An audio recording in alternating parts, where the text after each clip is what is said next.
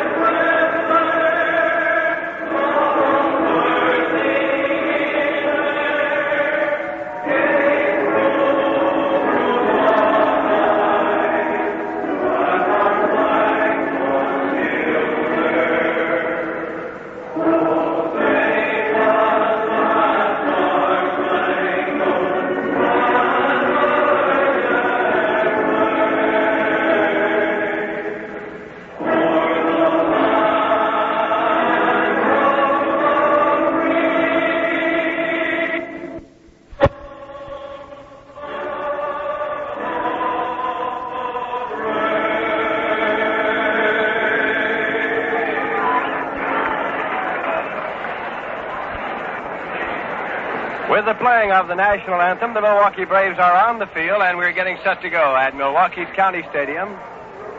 On a warm night today in Milwaukee, the temperature was over 80 degrees for the sixth consecutive day. So it is in the 70s here tonight. There is a breeze blowing across from first to third. And to lead off for the New York Mets, right-hand batter Jim Hickman, the young center fielder who is hitting 281 now, including 18 base hits, 2 doubles, and 5 home runs. Hickman has drawn 10 walks. This is his first season in the major leagues. Last year he played at Portland, the property of the St. Louis Cardinals. He is facing left-hander Warren Spahn, who was beaten by the New York Mets last Saturday when Hobie Landreth hit a home run in the bottom half of the ninth inning with a runner on. And now Spahn goes into the windup for the first pitch, and it is low for ball 1. Ed Sudol, the umpire behind the plate this evening at Milwaukee's County Stadium.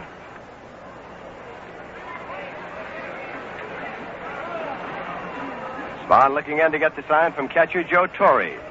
And now he has called time and wants Torre to come out. He wants to check signs.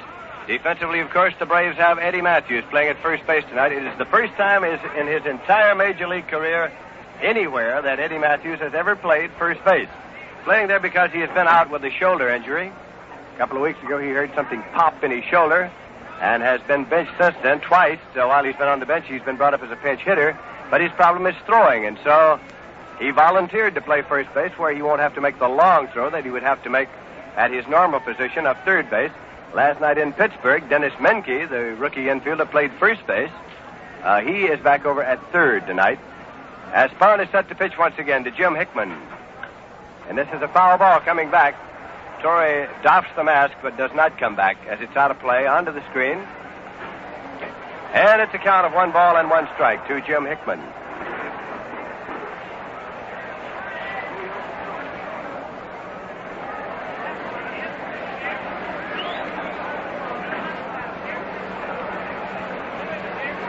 Again, Spahn is set to work. To the leadoff man of the New York Mets. That one comes inside for ball 2. It's 2-1. Warren Spahn, 41 years old. 12 times he has won 20 or more ball games in a single season. Here's the pitch. Swung on and full foul on the ground. Down past Solly Hemus coaching at third, and Hemus is going over to retrieve it. It's Cookie Lavagetto coaching at first tonight for manager Casey Singles Mets, and Solly Hemus around at third. That is the usual situation as far as coaches are concerned. Elio Chacon is kneeling in the on-deck circle for the New York Mets. On a very comfortable, pleasant evening at Milwaukee's County Stadium. Again, Spahn is set to work. The 2-2 pitch goes high, and it's out full 3-2 now to rookie Jim Hickman. Spahn has not worked since working against the New York Mets last Saturday. Before the ball game, he took off his cap to show a thinning scalp, and he says losing ball games in the bottom half of the ninth inning on home runs is what causes you to lose that. There's a swing and a ground ball. Again, full foul and fielded by Solly Hemus. Barehanded, flips it over to the right end and tosses it down over to Warren Spahn. And Spahn yells something over at Hemus. He fielded that one very neatly. So the count holds at 3-2 now to Jim Hickman. The ball game having just begun. You're at Milwaukee's County Stadium. Spahn with the wind-up and the pitch, and it's low. Ball 4. Hickman has drawn a walk. So Jim Hickman opens up by drawing his 11th walk of this season, and the New York Mets have a base runner with nobody out, and Elio Chacon is coming up. The shortstop, who has come on since last Saturday with a hot stick for the New York Mets, and now has his season's batting average at 254. 15 base hits, including 2 doubles and 1 triple. Chacon has drawn 13 walks this season. Left-hander Warren Spahn is into the stretch. Hickman leads at first base, and here's the pitch to the plate. Swung on and missed for strike 1. Tipped off, says umpire Ed Sudol. Got a little piece of it, but right back into the big glove of Joe Torre. This is the opening game of a 4-game set between the Mets and the Milwaukee Braves. It is their first meeting, of course, here at County Stadium this season. A single game tomorrow and a big doubleheader on Sunday will conclude the series between the Braves and the Mets. Warren Spahn again set to work. Fires over to first base, and Hickman gets back.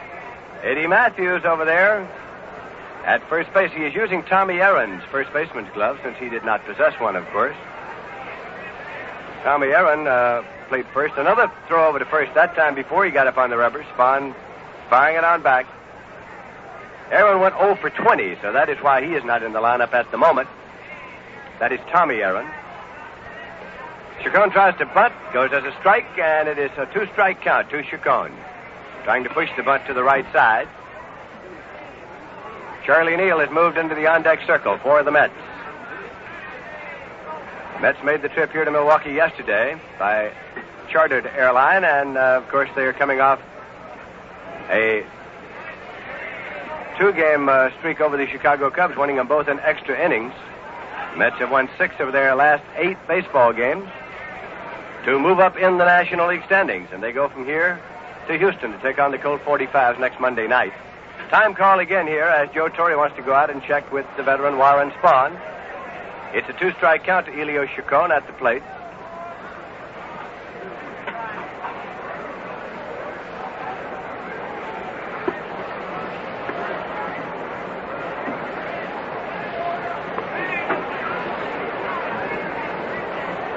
Warren Spahn seeking his 313th career victory. This is Spahn's 8th start of the season. He has pitched 4 complete games. He has a record of 3 victories and 4 losses. Now here's a 2-strike pitch. It's low, gets away from Torre, but he retrieves in a hurry. No advance by Jim Hickman. As Torre had that mask off in a hurry, and the ball rolled off to his right about 4 feet. He was right on top of it. The young catcher, who had a great year last year for the Milwaukee Braves, he was brought up in a hurry at the start of the season when Del Crandall developed arm trouble. Crandall, of course, off to a fine start this season. Tonight it is young Joe Torre who is catching Warren Spahn. Spahn steps off the rubber, and Hickman shortens up the lead. The count is 1 ball and 2 strikes to Chacon. Now Chacon steps out of the batter's box. Everyone just about set to go once again. Chacon standing as deep in that batter's box as you can get. Swing and a pop-up down to third base line. It's in foul territory now, and Dennis Menke gives it a run over.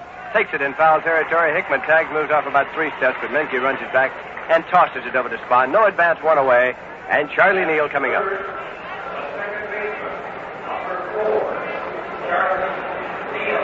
Charlie Neal with a batting average of 280, including 3 home runs. He has drawn 11 walks this season. Hickman at first base, 1 man out.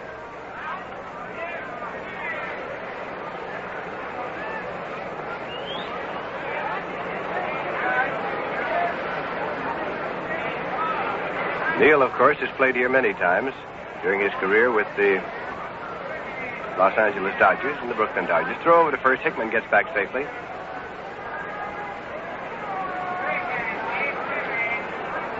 The area out in center field that was once known as Perini's Woods has been filled with a bleacher area now, although no fans are permitted to sit there. As a let-up, Neal swings and misses. Strike 1. There used to be a little woodland straightaway in center field, and it finally sort of died away. They called it Perini's Woods for Lou Perini, the owner of the ball club. But now it's been filled in with bleachers. However, they only use them for football. It's straightaway in center, and the green background, the Milwaukee hitters say, provides them a better background. Here's a ground ball to the right side, taken by Bowling over to McMillan. He's out there. Throw to first. He's safe there as Eddie Mathews, trying to reach over backhanded, couldn't get his feet straightened out exactly. And Charlie Neal is safe at first base after having forced Jim Hickman.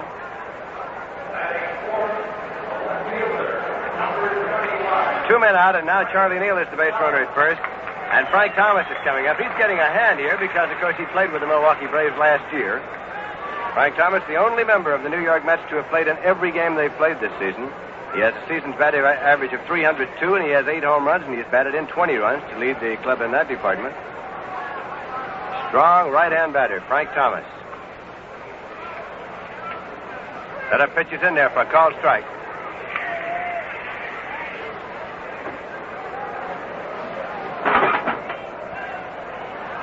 Strike 1 count to Thomas with Gil Hodges having moved into the on-deck circle now.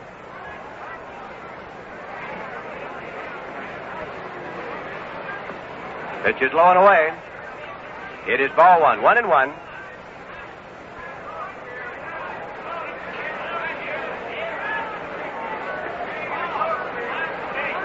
The throw on the relay from Roy McMillan on over to Eddie Mathews, a little off the bag there a moment ago.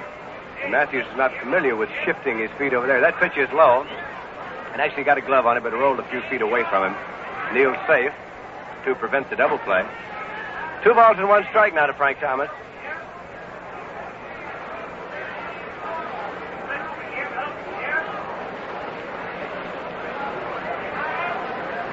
Spahn now into pitching position. Neal takes his lead at first base. Let a pitch, and it's driven deep to left field. Bedell is going back. He's in the warning track, and one-handed up against the wall for the out that retires the side.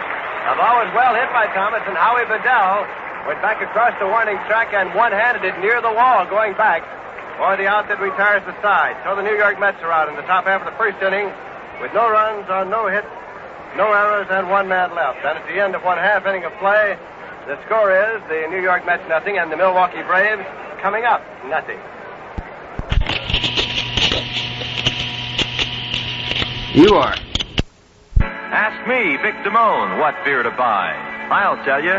That Rheingold Extra Dry, now that's the beer to buy. Its flavor's brisk and bright, and clearly extra dry. It's New York's favorite brew, the only one for you, because it's dry and true. That's Rheingold Extra Dry. The taste of Rheingold's bright, because it's brewed just right. Brewed long and slow for flavor, clean and extra dry. That Rheingold Extra Dry, now that's the beer to buy. It's extra dry, that's why. Have some Rheingold beer tonight.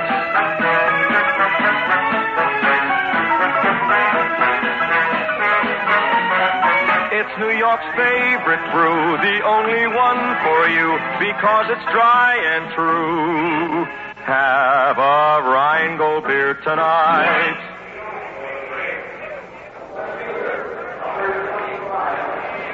Going out to the bottom half of the first inning, and the Milwaukee Braves will send up Howie Bedell, Roy McMillan, and Mack Jones.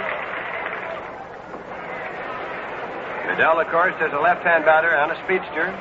In his first year with the Milwaukee Braves, he has a batting average of 221 thus far this season. He's been alternated out there in left field with Tommy Aaron. Mike Kresnick has been used out there. They've switched them all around. Milwaukee Braves still trying to find a magic formula here in the early season. Roger Craig winds and fires, and the pitch goes low for ball 1. And Hobie Landreth races out to the mound now to get something straight with Roger Craig.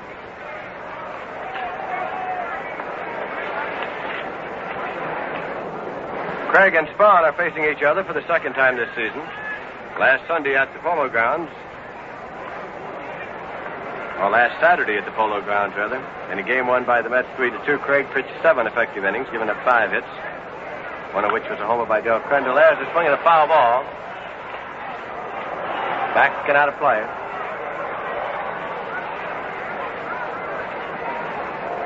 One ball and 1 strike to count to Bedell. Craig got credit for the Met victory over the Cubs Tuesday night in the 13-inning game.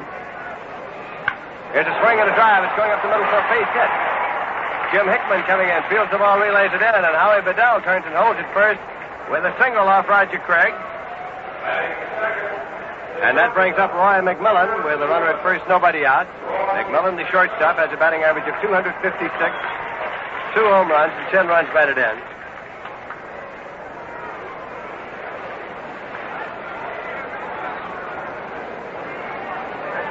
Roger Craig was saying before the ball game that actually he finds that he is able to work better, that his control is sharper if he gets only 2 days rest. Here's a swing and a miss, and running is Bedell sliding in as there's no throw. The ball was dropped behind the plate by Hobie Landreth. Had the hit and run going, and McMillan swung and missed, but the low pitch was dropped by Landreth, so there was no throw, and Bedell is still in second. He has tremendous speed, and he showed it to good effect that time as he got a good jump and was flying down to second base. The Braves have a runner at second. There is nobody out. It's a strike 1 count to Roy McMillan at the plate. Craig's pitch bunted foul as McMillan is trying to push it out there to get Bedell on over to third base. So it's a 2-strike count, and again Landreth and Craig are checking. Apparently they're having a little problem with the signs, so they're checking things out here. Against the Cubs on Tuesday night, Roger Craig had 3 very effective innings in relief. He gave up no runs on only 1 hit. Last Saturday against the Braves, he pitched 7 innings in which he gave up only 5 hits. He struck out 7 Braves that time. Craig has won 2 games and lost 3 thus far this season. Swing and a ground ball foul. Knocked down by Billy Adair, the coach at third for the Milwaukee Braves. They have Andy Pafko coaching at first and Billy Adair on at third. Coach Jimmy Dyke stays in the dugout along with manager Bertie Tebbetts. And pitching coach Whitlow Wyatt is out in the bullpen. Both bullpens are located out beneath the scoreboard in right field here at Milwaukee's County Stadium. It's a 2-strike count to McMillan. Bedell leads off the bag at second as Roger Craig is into pitching position. Wheels and does not throw to second as Bedell hurries back to the bag.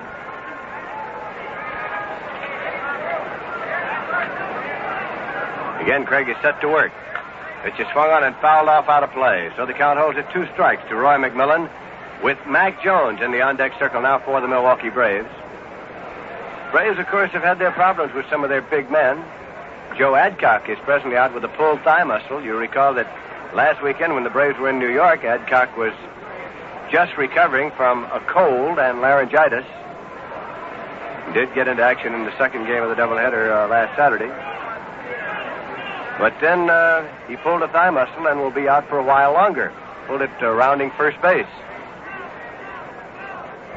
He was saying before the ball game, I must have rounded first base a few thousand times in my baseball career. This is the first time this ever happened. Pitch is in there for a call, strike 3. So Craig strikes out McMillan. 1 away. Holding at second, Howie Bedell. Now with 1 man out, Mack Jones comes up. Left-hand batter with lots of speed. He's hitting .315. He has 4 home runs. He's batted in 16 runs, and he has drawn 18 walks this season.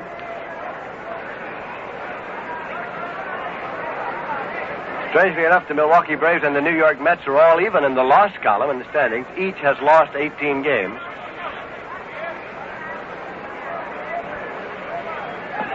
Pitch is low for ball. Yesterday, the afternoon paper here in Milwaukee ran a 3-column story in the sports section pointing out that the Braves were now even with the Mets in what they facetiously called the all-important loss column.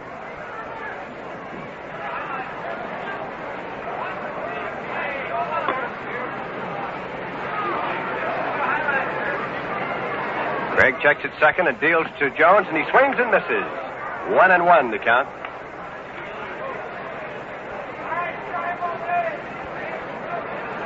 The Milwaukee Braves have won 15 and lost 18. The New York Mets have won 9 and lost 18.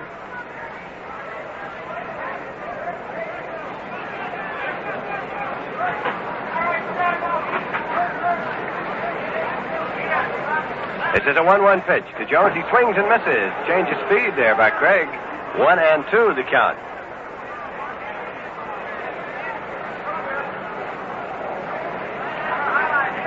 And now Jones has asked the umpire, Ed Sudol, behind the plate to look at the ball. He does look at it, and he fires it right back out to Roger Craig.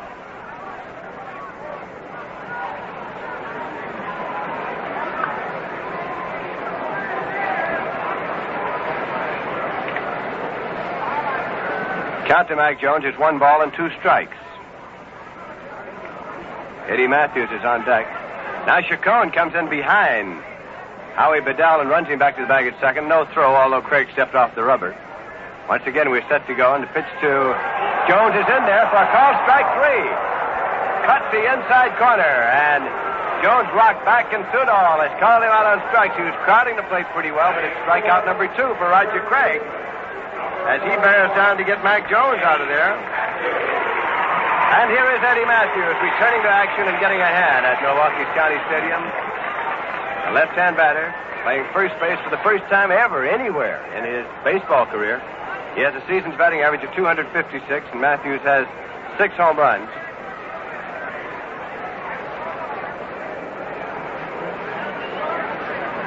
Batting in the cleanup spot tonight for manager Bertie Tebbett's Milwaukee Braves.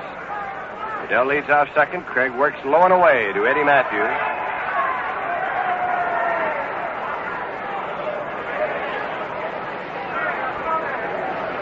Eddie is 30 years of age. Already has blasted 376 big league home runs.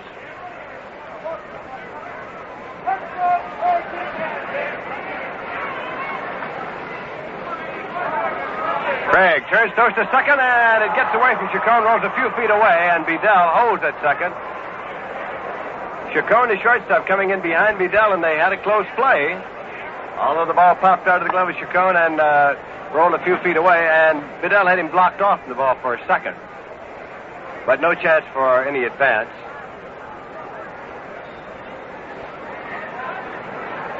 Chacon is short, playing back on the edge of the outfield grass against Mathews.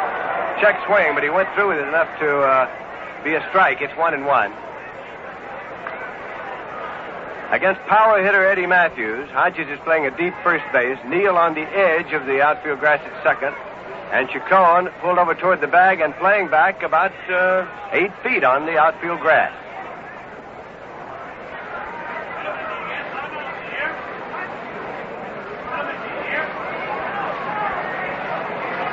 Here's a swing and a drive going to center field. Hickman going back, and Hickman hauls it down for the out. Hit on the button by Eddie Mathews, but Jim Hickman in center field got a good jump on it. Went over to pull it down, and the Braves are out in the bottom half of the first inning with no runs on 1 hit, no errors, and 1 man left. And so at the end of 1 full inning of play, the score is the Milwaukee Braves 0 and the New York Mets 0. Now let's take a look at scores elsewhere in the major leagues. In the National League, all-night games, and at the end of 3.5 in Philadelphia, the Cubs and the Phils were all tied 3-3. Cardwell going for Chicago. Dennis Bennett started for the Phils and has been relieved by Bobby Locke now. Ernie Banks hit a homer in the third with nobody on. George Altman homered in the third with nobody on. That's for the Cubs. And Tony Gonzalez homered in the third with 2 men on for the Philadelphia Phillies. Houston Colt 45s are at San Francisco tonight to play the Giants in the latest start. In Pittsburgh, at the end of 3 innings of play, the Cincinnati Reds won. The Pittsburgh Pirates won. Bob Perky going against Harvey Haddix, and Bill Verdon homered in the third with nobody on for the Pittsburgh Pirates. The St. Louis Cardinals play the Los Angeles Dodgers on the coast. A later start tonight. In the American League, at the end of 5.5 innings of play, the Minnesota Twins lead the New York Yankees by a score of 2-1. Bill Lee going against Whitey Ford. And in Chicago, at the end of 1 inning of play, the Baltimore Orioles won, Chicago White Sox 0. It is Fisher for Baltimore and Juan Trezaro for Chicago. At the end of 3.5 innings in Washington, the Kansas City A's and the Senators are tied 1-1. Pfister against Burnside. At the end of 3.5 innings of play in Boston, the Red Sox lead the Angels 4-1. Gerber started for the Angels, Donahue in the second. Cisco for Boston. At the end of 4.5 innings of play in Cleveland, the Indians lead the Tigers 3-1. Poitak against Donovan. And right now, Gil Hodges is coming up to lead off in the top half of the second inning for the New York Mets. Big right-hand batting first baseman.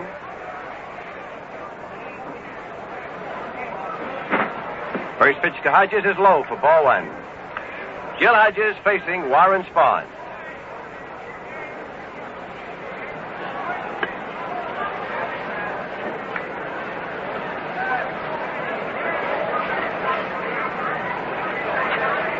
Here's the pitch to Hodges. Swung on, and that's a drive going deep to left center field. Bedell going back, but this is getting a long ride, and it is into the bleachers for a home run for Gil Hodges. Number 366 in his career. Gil Hodges with home run number 366. A tremendous drive out near the 392-foot side into the left center field bleachers at Milwaukee's County Stadium. And the Milwaukee Braves trail in the ballgame now as the Mets have gone out in front by a score of 1-0. Here is Felix Mantilla coming up. He put in 6 seasons with the Braves.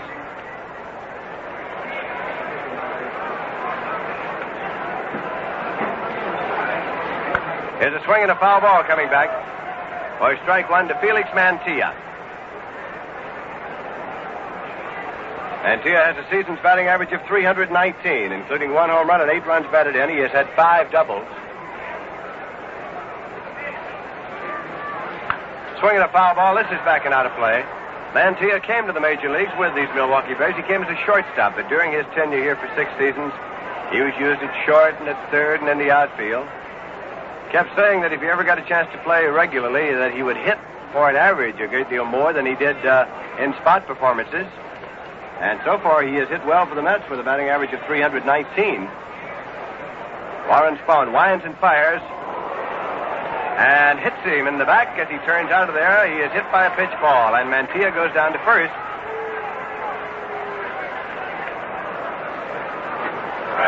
And that brings up Gus Bell.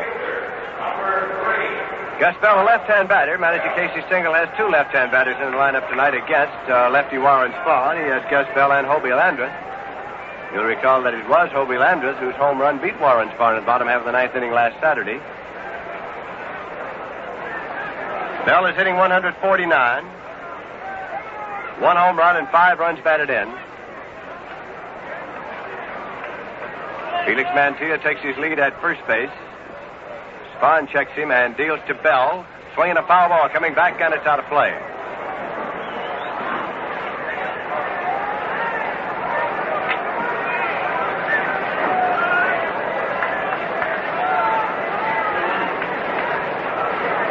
Hobie Landreth has moved into the on-deck circle now for the New York Mets. There's nobody out here in the top half of the second inning. Spahn checks and deals. That pitch is low to Gus Bell. 1 ball and 1 strike. Defensively, the Braves have Eddie Mathews playing first base, Frank Bowling at second, Roy McMillan at short, and Dennis Menke at third. They have Howie Bedell in left, Henry Aaron in center, and Mack Jones in right. Joe Torre is the catcher, and Warren Spahn is the pitcher. Swinging a ground ball to the right side. Bowling has it placed to McMillan. He's out there. The relay to first. He's safe there. Bell beats the relay. Is safe at first base. So he has forced Mantilla, the play going from Bowling to McMillan. But for the second time tonight, the Mets have prevented the completion of the double play. And this is Hobie Landreth coming up. He is hitting 346. 3 doubles and a home run.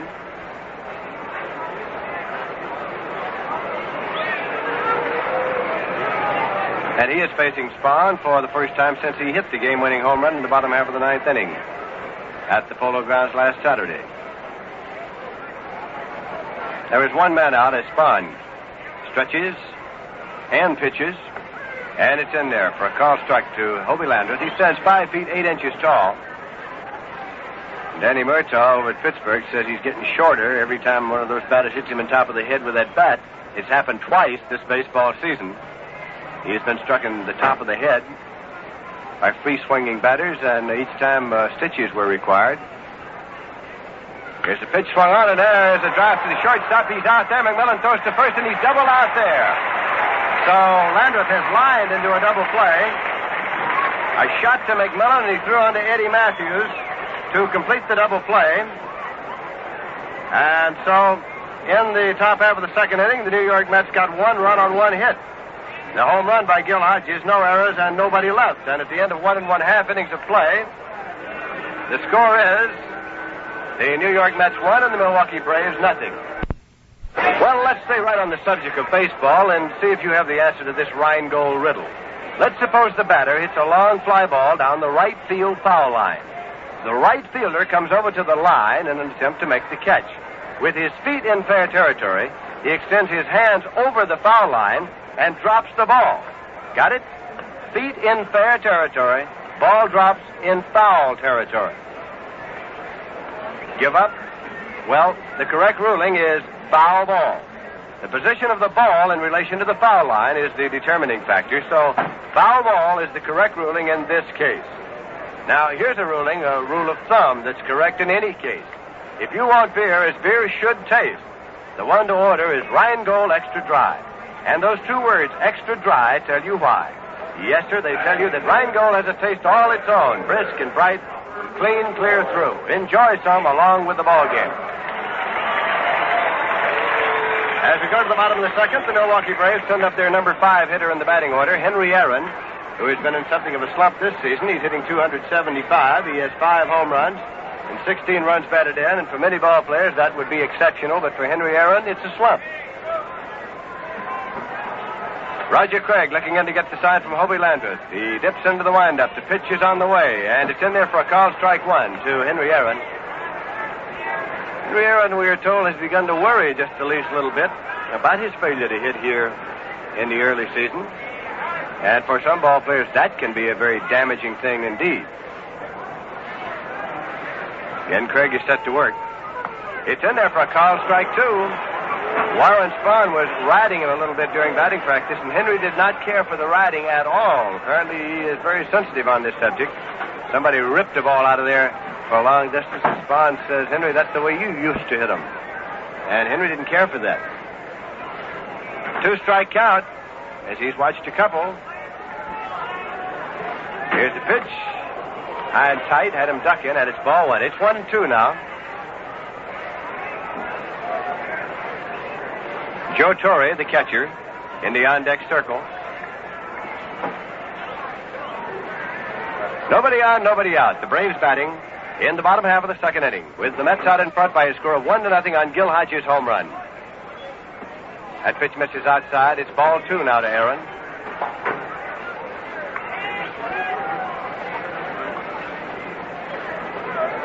Craig takes just a moment to rub up the ball. Now he's back up on the rubber.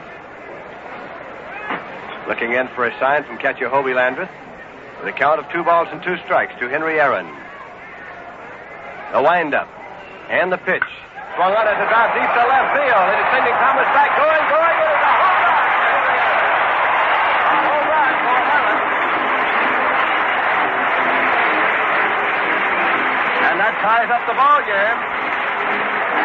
As Aaron comes on around to score in order to allow our stations to identify themselves, we pause now for station identification. This is your New York Mets station in Schenectady, WGY, 810 on your radio dial. This is Lindsey Nelson with Ralph Kiner and Bob Murphy at Milwaukee's County Stadium, where Henry Aaron has opened up the bottom half of the second inning with a home run for the Milwaukee Braves to tie the score at 1-1, and here is catcher Joe Torre up with nobody out. Roger Craig winds and fires, and the pitch goes high and away for a ball.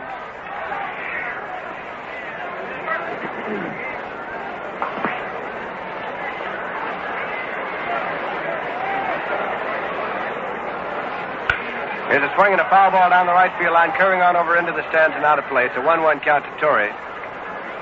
Of the top 13 active home run hitters in the major leagues today, 5 of the top 13 are represented here in this ball game. Eddie Mathews has 376 career home runs. Gil Hodges has 366. Here's a swing and a ground ball going to third, taken by Mantilla. Fires on to first in time to Gil Hodges, and Torre is out. 1 away, nobody on, and Frank Bowling is coming up. Henry Aaron has 259 career home runs. Joe Adcock has 246. And Frank Thomas has 231. A lot of power in the ball game. Bowling is hitting 294.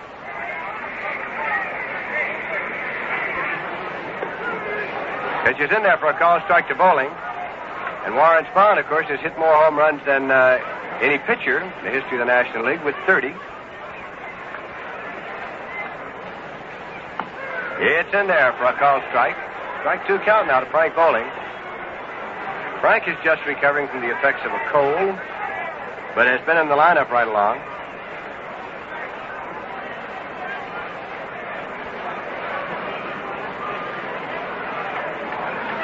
Hutton had him duck in and came right on back to the screen. 1 ball and 2 strikes now to Bowling, with 1 man out and nobody on for the Milwaukee Braves.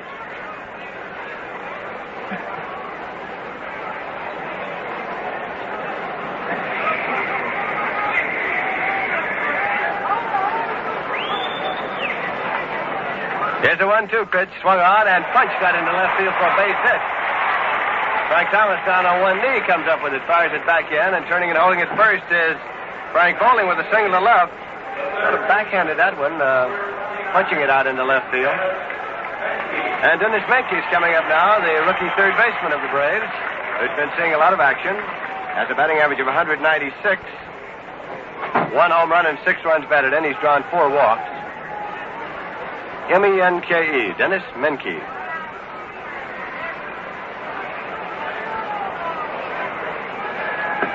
That one broke a little low, and it's ball 1.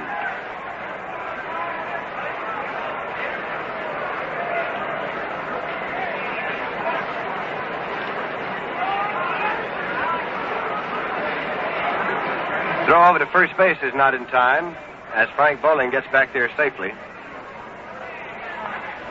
These two teams meet here again tomorrow afternoon, and then a big Sunday doubleheader. We'll be bringing you all of those, of course. There's another throw to first. It's not in time.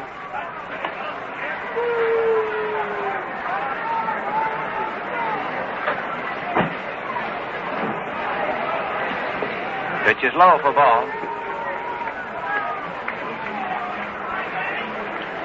In a game being played tonight in Cleveland, Dick Donovan, who is pitching for the Cleveland Indians, has hit 2 home runs. Willie Kirkland has also hit 1, but Donovan, the pitcher, has hit 2 home runs in tonight's ball game against Detroit. Here's a swing and a miss. 2 balls and 1 strike. The most home runs ever by a pitcher in a game, 3. Guy Hacker for Louisville in the American Association in 1886, and Jim Tobin for Boston in 1942. So Donovan has 2 already. Swing and a miss, and it's 2-2 now.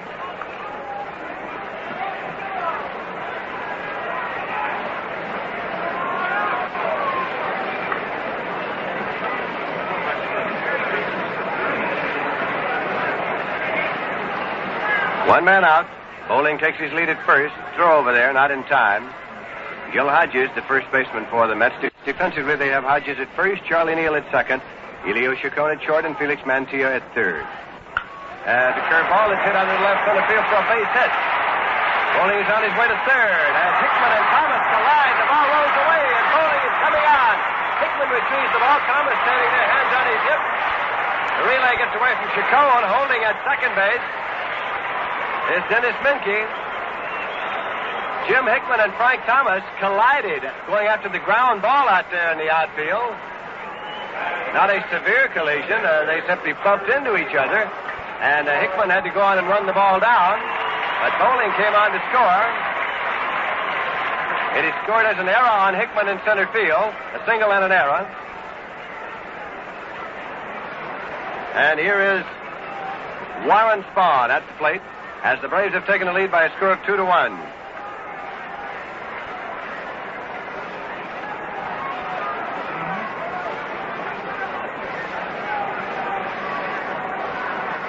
Spahn up for his first time in the ball game. Swinging a ground ball, pulled foul. Down past Andy Pafko, coaching at first.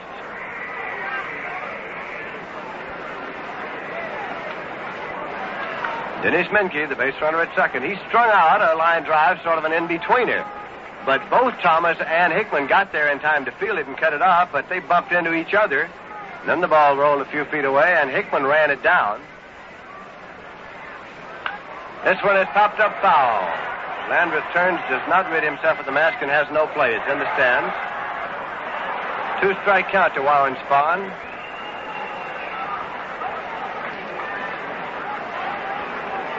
There is one man out for the Milwaukee Braves here in the bottom half of the second, as the Braves have taken a 2-1 lead. In case you have joined us recently, Hodges put the New York Mets out in front with a home run. Then Henry Aaron tied it up with a home run. Frank Bowling has just scored to make it 2-1. That pitch is high and tight to Warren Spahn. 1-2.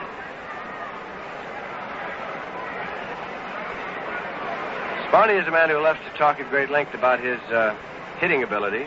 He'd rather talk to you about hitting than about pitching, a subject on which he is certainly a very finished authority. He steps out of the batter's box now.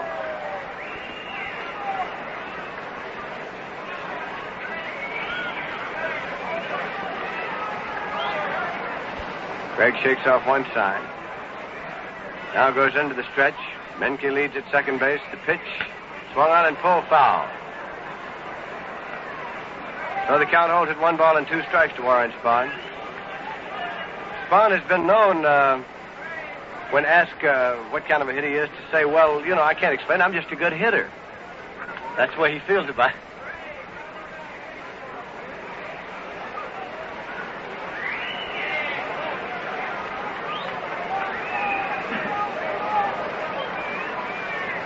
Menke leads at second now as Roger Craig is into the stretch. The pitch is on the way, and it misses outside. It's 2-2. The Mets in the outfield defensively have Frank Thomas in left, Jim Hickman in center, and Gus Bell in right. Single game here tomorrow. Cecil Butler is scheduled to go for the Milwaukee Braves against Jay Hook for the New York Mets. That's tomorrow.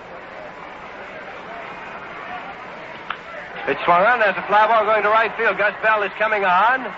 He has it. Menke tags at second and comes far enough to draw the throw. It is cut off by Chacon, and Menke goes back to the bag at second. So Warren Spahn has flied out to Gus Bell in right. No advance by Menke at second base. And leadoff man Howie Bedell is coming up. He has been up one time, and he singled, stole second, and died right there.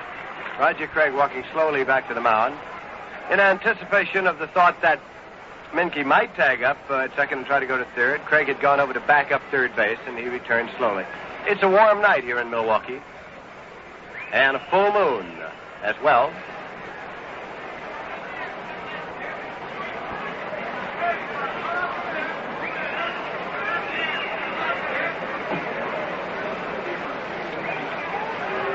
At the end of 6 innings of play, the New York Yankees lead the Minnesota Twins by a score of 3-2.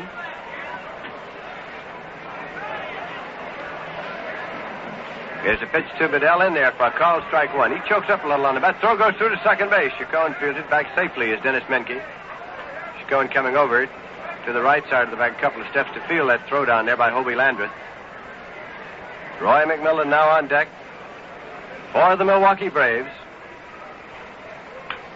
This one has popped up to short, left center, and going back is Chacon, the shortstop, to make the catch. So Bedell has popped out to Elio Chacon, who went out in short left center to make the play on the ball. And in the bottom half of the second inning, the Milwaukee Braves got 2 runs on 3 hits.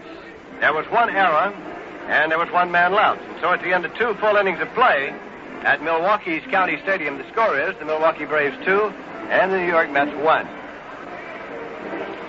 The New York Mets will be playing a single game here tomorrow, then a doubleheader on Sunday. On Monday night, they'll be playing the Houston Colt 45s in Houston. On Tuesday night, they'll play the Houston Colt 45s in Houston. Then on Wednesday, Thursday, and Friday nights, they'll be meeting the Los Angeles Dodgers in Los Angeles. On Saturday afternoon, they'll play the San Francisco Giants in San Francisco. Then they'll meet the Giants in a doubleheader on Sunday. We'll be bringing you all of those games, of course, and we invite you to join us each day. The Mets will be returning home on Memorial Day to take on the Los Angeles Dodgers at the Polo Grounds in a doubleheader, and then the following night they will meet the Dodgers in a single night game. And then on June 1st, the Giants will come in for a 3-day series. So lots of action coming your way. If you'd like to purchase tickets for games to be played at the Polo Grounds in New York, there is a Met ticket office located in Grand Central Station, another in Pennsylvania Station. You can order tickets by mail, addressing your request to Ticket Manager, Polo Grounds, New York 39, New York. Or you can make ticket reservations at any of the Howard Clothes stores. Roger Craig is coming up now, and coming in here is Ralph Kiner. Thank you, Lindsey Nelson. The score of the ball game, 2-1 Milwaukee. They scored 2 in the bottom of the second to take the lead away from the New York Mets. And here is Roger Craig. Right-handed batter, and Warren Spahn hits him right on the back of the back. So Warren Spahn puts Craig on by hitting him in the middle of the back. And that's 1 apiece.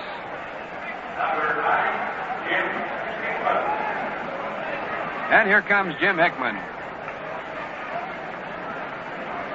Hickman batting .281. Walked in the first inning. He has 5 home runs and 10 runs batted in. He's looking for the sign from Salahimas, coaching at third. At first base, Cookie Lavagetto. Mets scored their run on a home run by Gil Hodges. That was his 5th of the season, his 366th in his career. Hickman playing in center field, a right-handed batter. And the left-handed pitcher to the plate as Hickman squares around, takes outside, ball 1.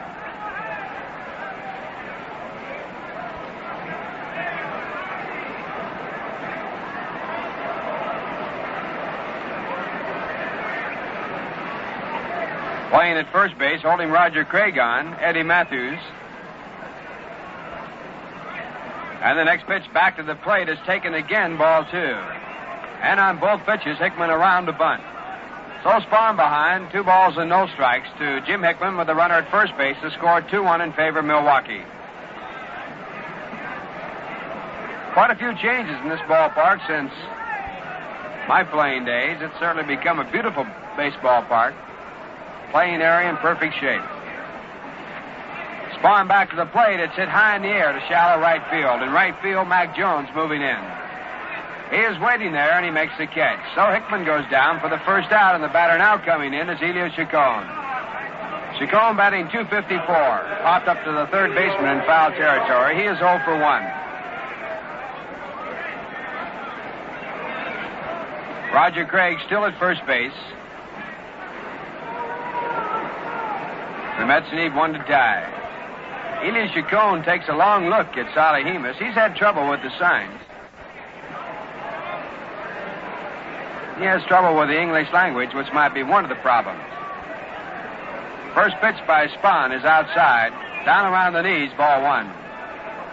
Joe Torre catching in the ball game for Milwaukee. At first base, Eddie Mathews. Second base, Frank Bowling. At shortstop, Roy McMillan. At third base, Dennis Medke. In the outfield, Howie Bedell. In left field, Hank Aaron in center playing very shallow. In right field, Mack Jones. Spahn back to the plate after the high kick, and he misses inside with a slider. Ball 2. 2 balls, no strikes. Playing dimensions here in the ballpark, a symmetrical ballpark. 320 down the left field line.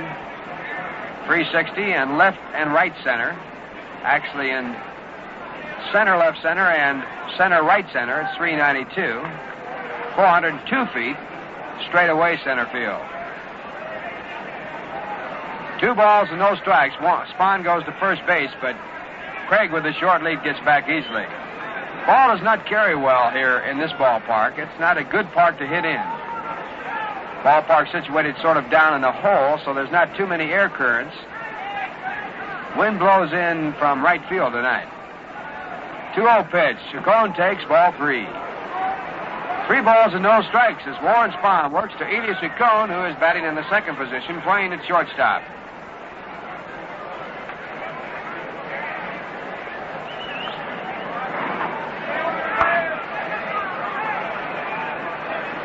Minnesota Twins have taken the lead over the New York Yankees in the top of the 7th with 2 runs. They now lead 4-3.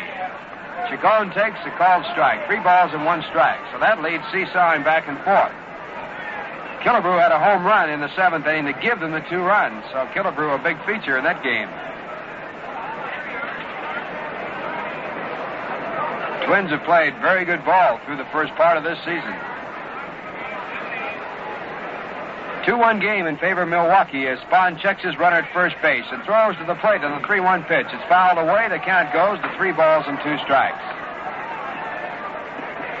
On deck batter, Charlie Neal.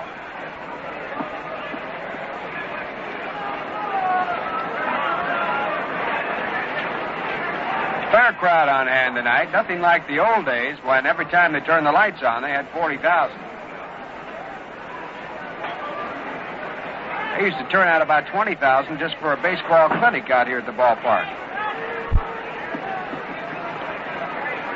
Spahn into the stretch and to first base as he moves Craig back there. Count is 3 balls and 2 strikes. 1 man down. There's a possibility Craig could be going. He does not have a jacket on. It's a warm night.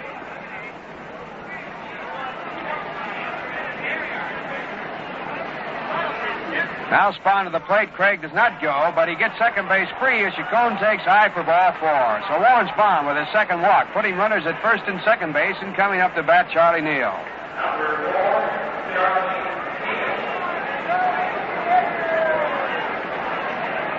Neal batting .280 at the start of the ball game, was safe on the fielder's choice in the first inning when he grounded down to the second baseman. So he is 0 for 1. Charlie playing at second base, bats from the right-hand side.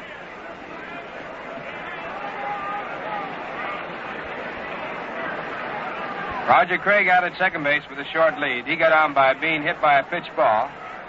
Elio Chacon at first base with a larger lead. He is there as a result of a walk. And the next pitch, first pitch to Neal's hit down to the shortstop, Irving Hilton. The chance for 2, the play to second in time, the first in time.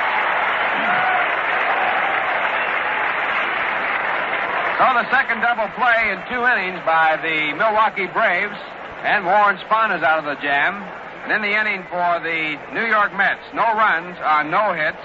There were no errors, 1 walk, One player hit by a pitch ball, and one man left. And the score at the end of 2 1/2 innings of play. The Milwaukee Braves 2, the New York Mets 1. Coming up now, jazz, smooth, suave, and sweet. Listen.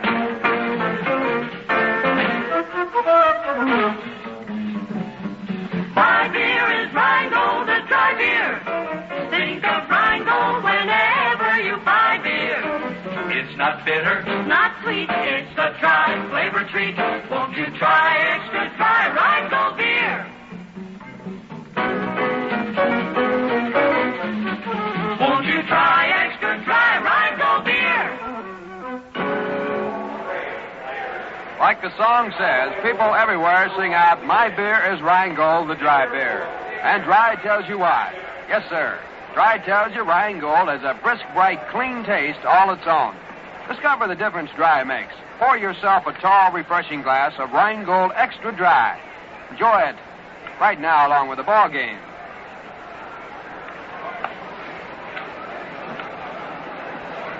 Moving now to the Milwaukee half of the third. The score 2-1 in their favor. They will send up their shortstop and second batter in the batting order, Roy McMillan as their first man, followed by Mack Jones and then Eddie Mathews. Roger Craig taking his warm-up pitches on the mound. The throw down to second base to Charlie Neal. To Chacon over to the third baseman Mantilla and back to Craig, and we're all set to go.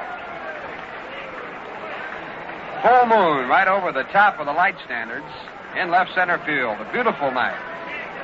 This is the warmest night of the year. Temperature is about 88 degrees here in Milwaukee. And Craig looking for the sign. McMillan batting .256, struck out his first time up, and he takes high inside, ball one.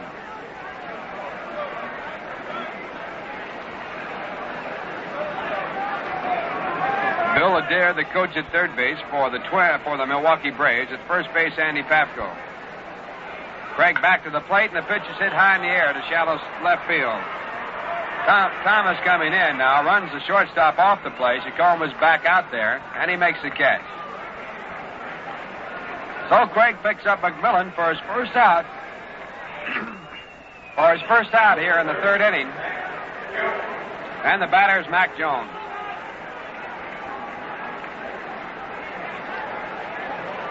Craig also struck out Jones in the first inning as he struck out two, so he is 0 for 1, takes a .315 average into the game. He's a left-handed batter playing in right field. First pitch to him, a fastball that's through, strike one. Rogers given up 2 runs on 4 hits. He has struck out 2, walked none. Mets have 1 run on 1 hit against Spahn. Craig outside, missing by about a foot, so the count now 1 ball, 1 strike. Craig's record this year, 2 wins and 4 losses. Both his wins coming as a relief pitcher. Back to the plate and attempted to bunt, but the ball was missed, and the count now 1 ball and 2 strikes. Jones moving away from the plate. Had a good jump, but he couldn't contact the ball.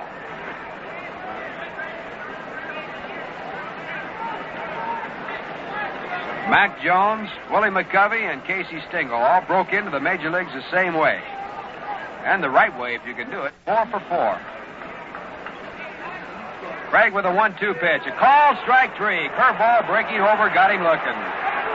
So Craig picks up his third strikeout. Jones has a little discussion with Ed Sudol, the home plate umpire, as he walks toward the dugout, and coming on the batter's box, Eddie Mathews. Mathews flied out deep to right field, a line shot. His first time up, he brought a .256 average into the ball game. He did not play in any game in the series in New York against the Mets, being bothered by a sore shoulder in his right shoulder. He takes outside, ball one. Technically, he called it tendonitis. Still has trouble throwing, so he's been put at first base in order to conserve the throwing part of the game, but to get the big bat in the lineup. Mathews has 6 home runs, 21 runs batted in. Craig back to Eddie Mathews, a called strike. 1 ball, 1 strike. 2 outs, 2-1 game, Milwaukee, bottom of the third.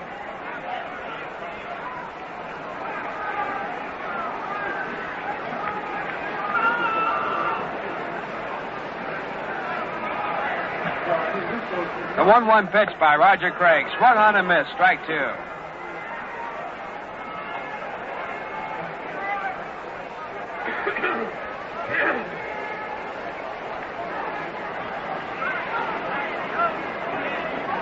Mathews, with tremendous power, has been handicapped in this ballpark because it does not aid a power hitter. There's a foul on the ground. He had a ballpark in Boston, the old Boston ballpark, that was much better. Here it's 392, about 390 in his power alley in right center field. That's a pretty good poke.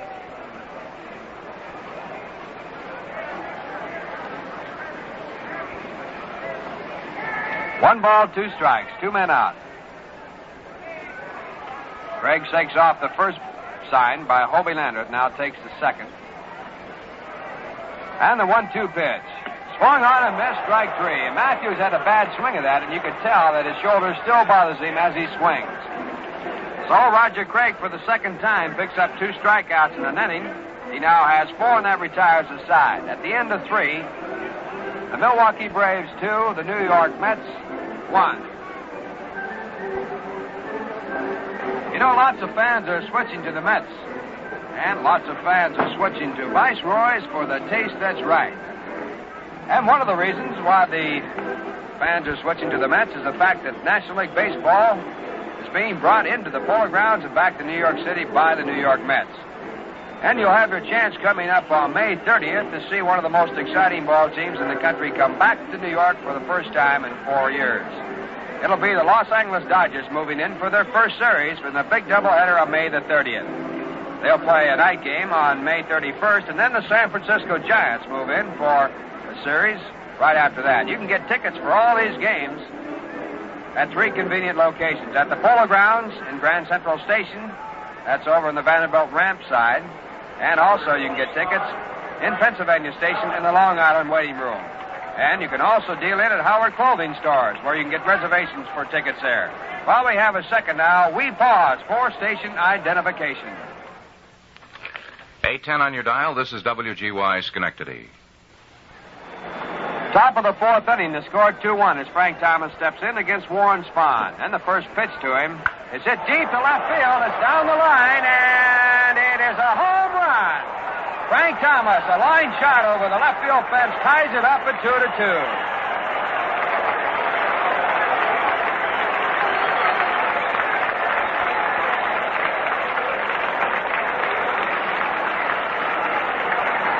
Well, Frank, his first time up, lined out the left field deep. It was caught by the left fielder. This time he made sure he couldn't get to it. He drilled it right over the fence, about 20 feet high, right down the line.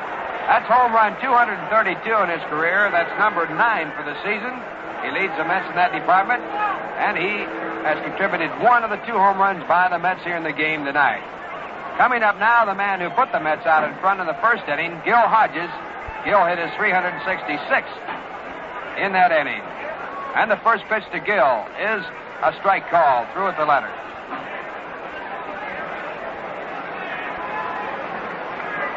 Ball game all tied up at 2-2. No one out in the top of the 4th inning. And Spahn back to Hodges. Outside, ball 1.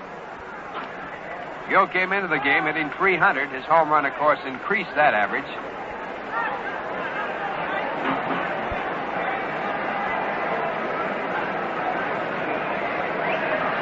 Now the left-hander into the windup. And Gil swings and hits a slow bouncing ball to third. Off Menke's chest. Menke picks it up, throws to first, but not in time. Dennis Menke, playing at third base, waited for that ball and got the bad hop as he waited. It scored an error. So Hodges on first base. That's the first error by the Milwaukee Braves. And the batter is Felix Mantilla. Felix was hit by a pitch ball in the second inning. He's batting .319.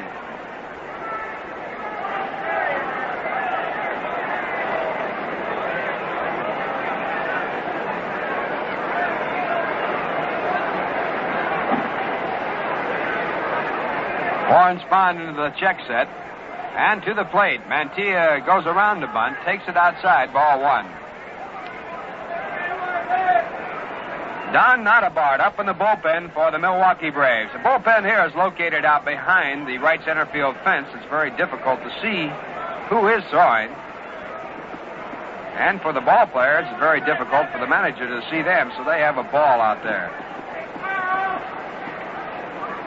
Mantilla, right-handed batter at third base with a 1-0 count. He again squares around, takes in the outside corner, calls strike one. So the count now, 1 ball, 1 strike.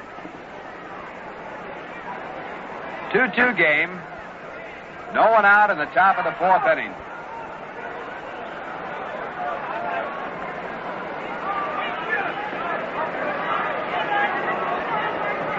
Two pretty good hitters out at first base, Eddie Mathews and Gil Hodges. Mathews breaks in on the possible bunt, and Mantilla takes inside as Spahn misses with a slider. So the count now, 2 balls, 1 strike. Mantilla moving around to bunt again. Looks down for the sign with a count at 2-1.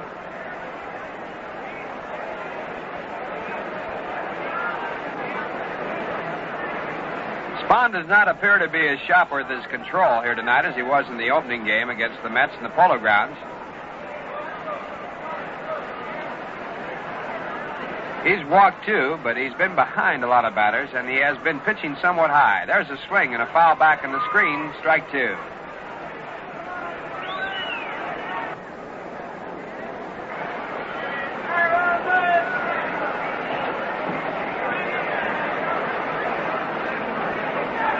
Two balls and 2 strikes with no one out.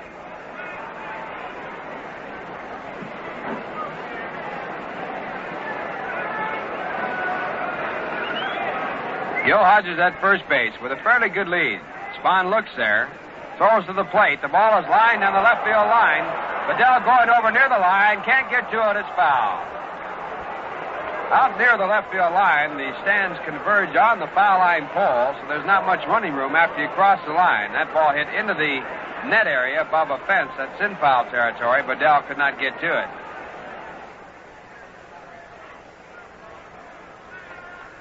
In the early stages of the ballpark, the fence here was a low fence, and several players were hurt when they crashed into it and fell over the top. Now it's higher, and it's been padded all the way up.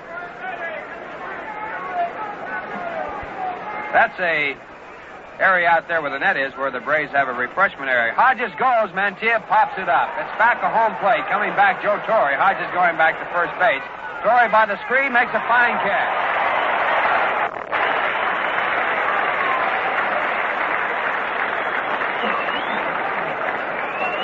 One man down, the batter, Gus Bell. Holding at first base, Gil Hodges. He was moving on the play, but Mantilla couldn't do it. So Gil comes back to first.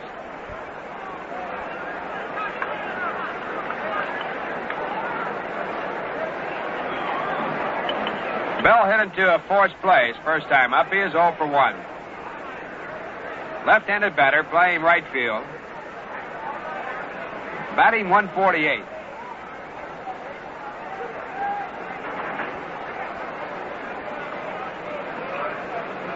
Warren Spahn to Gus Bell with his first pitch. A high fly ball to deep center field. Aaron moving back is near the warning track. Now backs up near the fence and he makes the catch. Hodges tagging up, going to second base, and he makes it easily. That gives you an idea how deep that ball is hit. Hodges tagged up with the play and had no trouble going down to second base. Fine play by Gil Hodges, anticipating the catch. And he moves up to closer scoring position with the batter moving into the batter's box, Hobie Landry.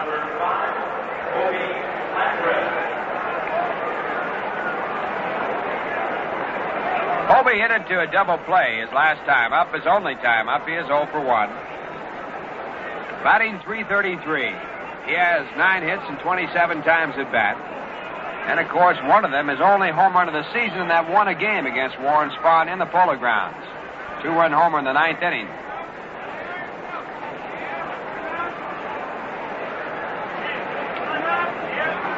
The left fielder, Howie Bedell, was playing about as deep as he would play for Frank Thomas, and he was called in by Bertie Tebbetts. Now he's moved into a fairly deep left field, even for a left-handed batter.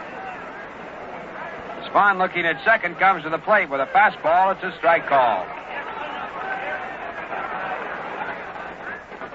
2-2 game. 2 outs in the top of the 4th inning.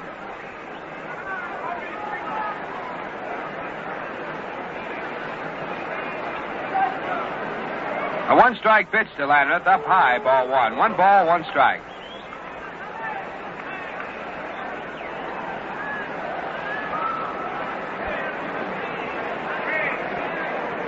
Roger Craig is the on-deck man, so you can bet that Spahn will be pitching carefully to Hobie Landreth.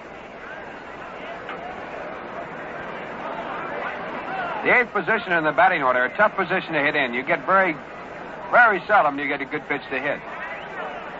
There's a perfect curve in the outside corner. Strike 2.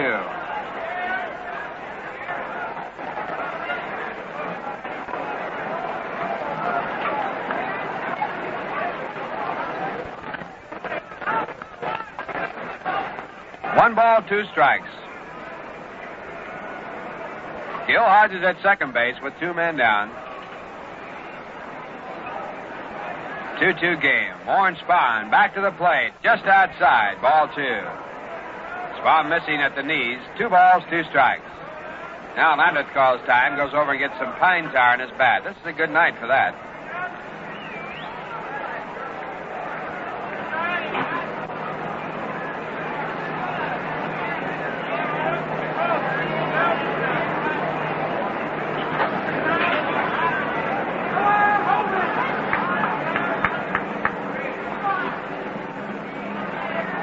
Landreth, the left-handed batter, batting against Warren Spahn, a left-handed pitcher.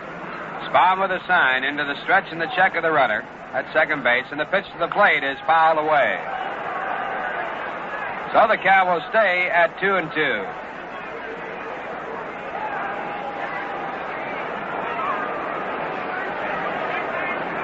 Mets have won 6 of their last 8 ball games. They're moving along.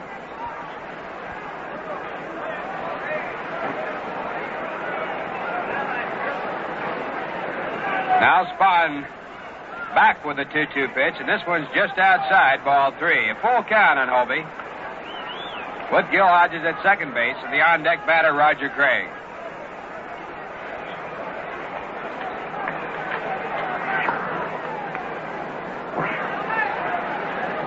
Spahn has won 3 and lost 4 this year. He is 0-1 against the Mets. Last year, a 21-game winner, and he has a career total of 312.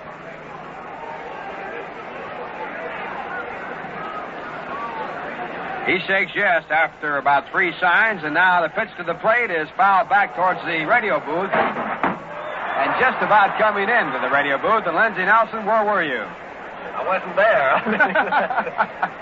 I didn't like the way you went after that one. I'll tell you, I'm going to have to put you some other position. You must have been a stick man and not a glove man. So the count holds at 3-2 with 2 outs.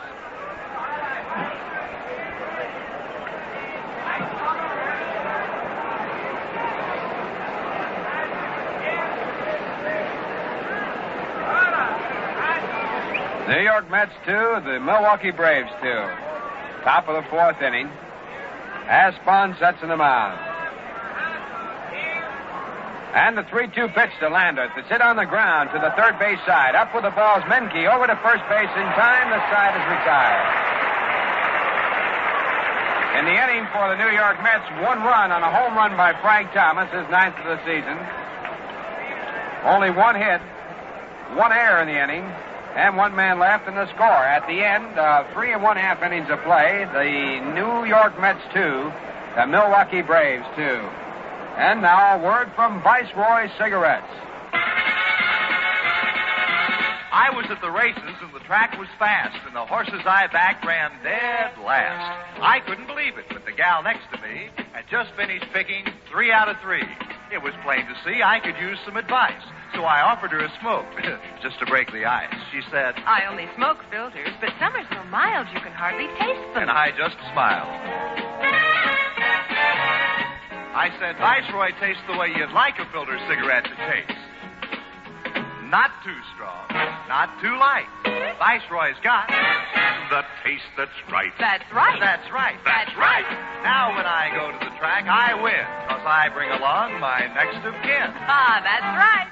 So I want you to know when I'll take all bets and you smoke all 7 Builder cigarettes, you'll find some too strong, Some too light. but Viceroy's got The taste that's right. That's right. That's right. That's right. Ralph Kiner along with Lindsey Nelson and Bob Murphy from County Stadium in Milwaukee on a perfect night. And we're moving to the bottom half of the 4th inning with the score all tied up at 2-2. And in the batter's box for the second time, the first time a home run with no one on, Hank Aaron. Hank playing in center field, bats on the right-hand side. He takes the first pitch, low, ball 1. Roger Craig working on the mound has worked through now 3 innings, giving up 2 runs on 4 hits. He has struck out 4 batters. Next pitch to Aaron, foul back, strike 1. Roger has not walked a batter in the ballgame so far.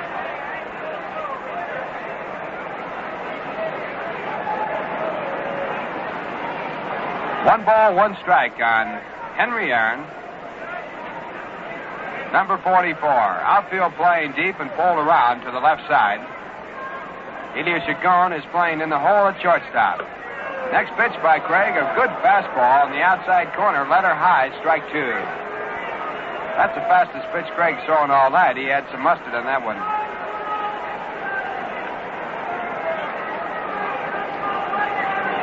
Aaron stands with a closed stance, fairly deep from the plate. He used to be closer at one time. Now the 1-2 pitch to Hank Aaron. Down low, ball 2. 2 balls, 2 strikes.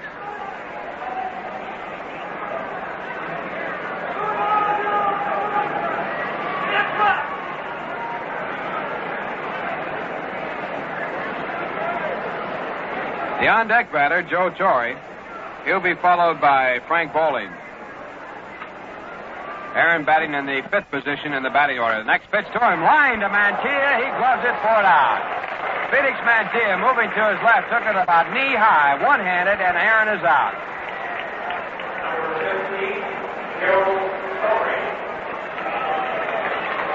And now Joe Torrey steps in, a right-handed batter doing the catching.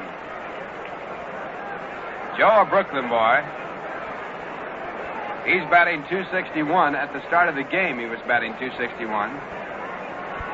He grounded out to third, so that drops his average down. The first pitch to him is a strike call. He's now batting .255. Aaron, who was out, came up with a .281 average. Now the right-hander back to the plate. A check on the swing. It's called ball 1. 1 ball, 1 strike.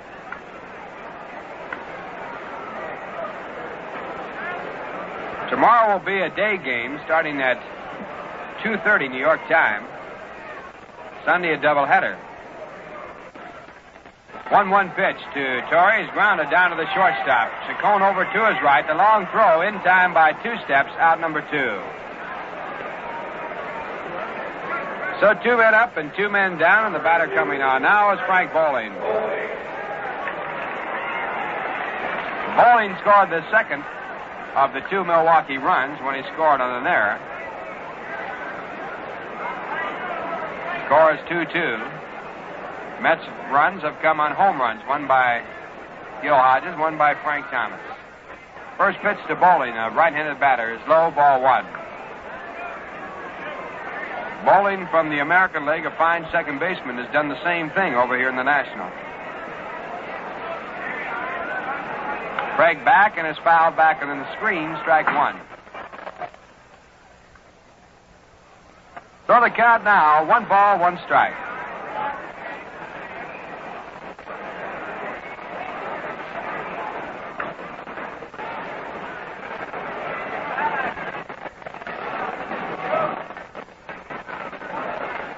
Bowling's batting .301.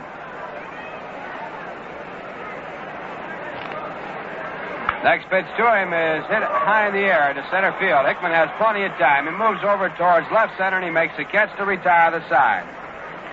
So for the Milwaukee Braves, 3 up and 3 down, the score at the end of 4. The New York Mets 2 runs on 2 hits. They made 1 error. The Milwaukee Braves 2 runs on 4 hits. They have also made one error. And now, as we move to the top of the fifth inning, here is Lindsey Nelson to bring you up to date on all the scores around the major leagues. Thanks very much, Ralph Kiner. In the National League tonight, at the end of 5 1/2 innings of play, the Chicago Cubs 7 and the Philadelphia Phillies 4. On Cardwell for the Chicago Cubs, Dennis Bennett started for the Phillies, and Bobby Locke has relieved him. Ernie Banks homered in the third with nobody on. That's number 308 in his career. George Altman homered in the third with nobody on. Tony Gonzalez homered in the third with 2 on. For the Phils, George Altman hit another home run in the fifth with 2 men on for Chicago. And Ron Santo is homered in the fifth with nobody on for the Chicago Cubs. Houston Colt 45s are playing San Francisco tonight, a latest start. At the end of 6 innings, the Cincinnati Reds 1, Pittsburgh Pirates 1. Bob Ferky against Harvey Haddix. Bill Verdon homered in the third with nobody on. And the St. Louis Cards against the Los Angeles Dodgers' latest start. At the end of 8 innings of play, the Minnesota Twins 4 and the New York Yankees 3. Lee from Minnesota, Ford started for New York. Coach has relieved him. Harmon Killebrew homered in the seventh with 1 on. At the end of 3 1/2, the Baltimore Orioles 3 and the Chicago White Sox 2. Fisher started against Pizarro. Zanny has relieved Pizarro in the 4th inning. At the end of 7 1/2 innings of play, the Washington Senators lead the Kansas City A's by a score of 3-2. Pfister started against Burnside. Wickersham has relieved Pfister in the 7th inning. Here's the pitch to Roger Craig, in there for a called strike 1. Craig leading off for the New York Mets in the top half of the 5th inning.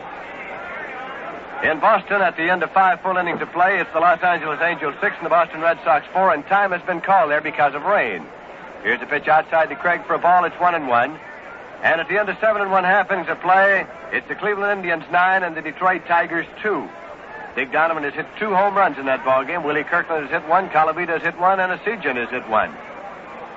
Swing and a miss by Craig. At the plate, it's 1-2.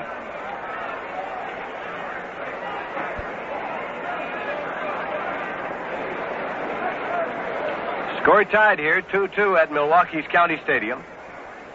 As left-hander Warren Spahn comes in with a pitch that misses low for ball 2. It's 2-2. 4 inning totals for the New York Mets. 2 runs on 2 hits, both of them home runs, and 1 error. For the Milwaukee Braves, 2 runs on 4 hits and 1 error. Here's a 2-2 pitch from Spahn to Craig. Missing inside for a ball. It's 3-2. Craig was hit by a pitch ball in the 3rd inning and was on base. Jim Hickman is the on-deck hitter for the New York Mets. Ed Sudol is the umpire behind the plate this evening.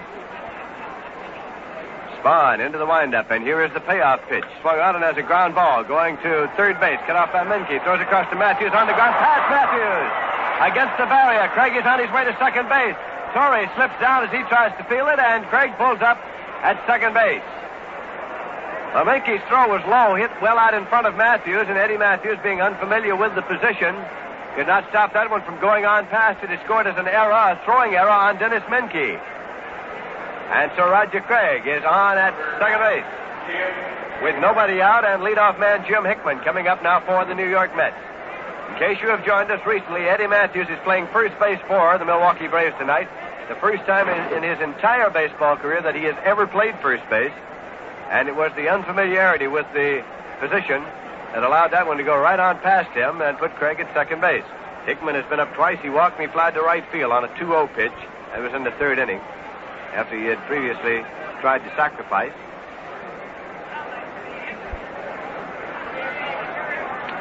Spahn into the stretch now, and here's the pitch as Hickman bunts down the third baseline. Menke plays the ball across to first base in time. Taken by Frank Bowling, the second baseman, and Roger Craig moves to third. Manager Casey Stengel electing to have Hickman sacrificed to move Craig to third base. The score is tied 2-2. The potential go-ahead run is now at third base, and Elio Chacon is coming up.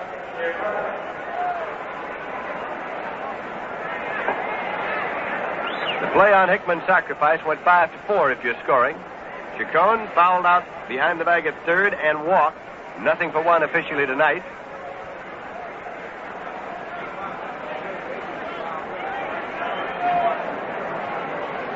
Warren Spahn working straight away now with a windup as Craig leads down the line at third. The pitch is low to Chacon, and it's ball 1. Joe Adcock is out of action for the Milwaukee Braves with a bull thigh muscle. Tommy Aaron filled in, but he went 0 for 20 and was pulled out of the lineup by manager Bertie Tebbetts. Last night, Dennis Menke played first base in Milwaukee's victory over Pittsburgh. But tonight, Menke was moved back to third, and Mathews was played at first.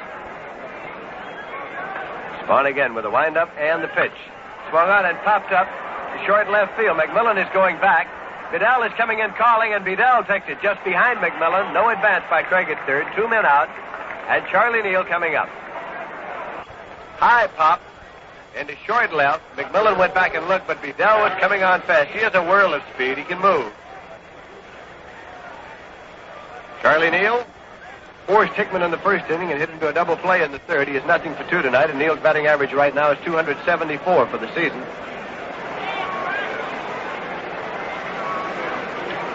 The Mets 2 and the Braves 2 at County Stadium, Milwaukee, Wisconsin.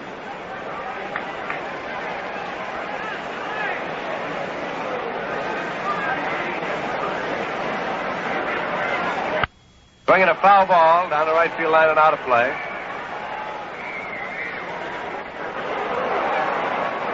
A warm night on a full moon here in Milwaukee. Full moon over County Stadium. Might be the words of a popular song. Not very popular, though. Frank Thomas has moved in the on-deck circle for the New York Mets. Spahn looks in to get the side from catcher Joe Torre as Craig leads down the line at third. Spahn is into the full windup. Here's the pitch to Charlie Neal. High and away. It's ball one. 1-1. Mets have only 2 hits off Warren Spahn, both of them home runs, one by Gil Hodges and one by Frank Thomas.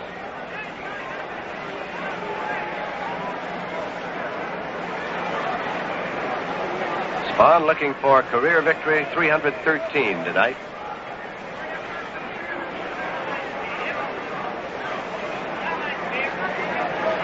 He has a 1-1 count to Charlie Neal. Here's the pitch. It goes high for ball 2. 41-year-old Warren Spahn, born in Buffalo, New York, now lives in Hartshorn, Oklahoma.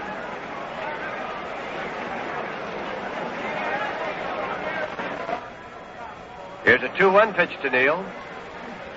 In there for a called strike. It's 2-2.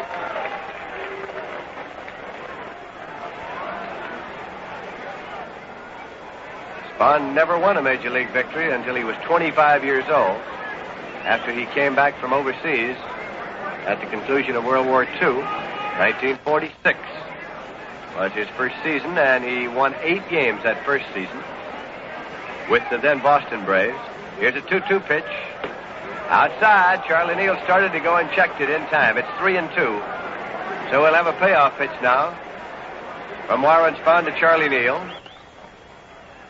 in the top half of the 5th inning.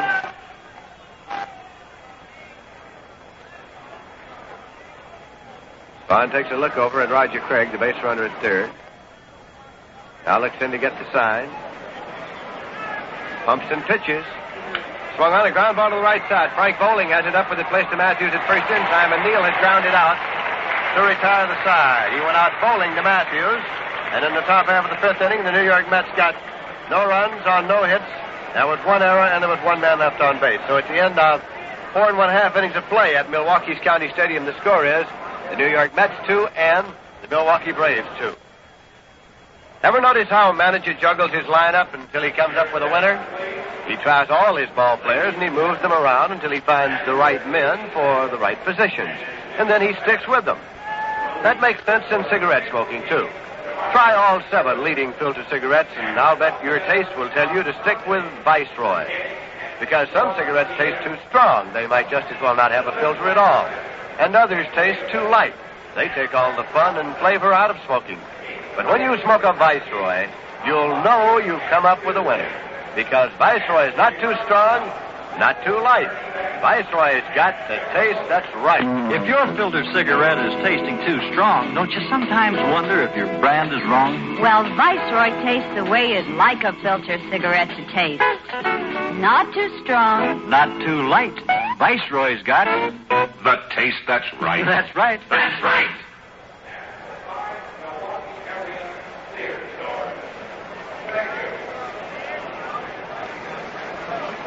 We'll be going now to the bottom half of the fifth inning.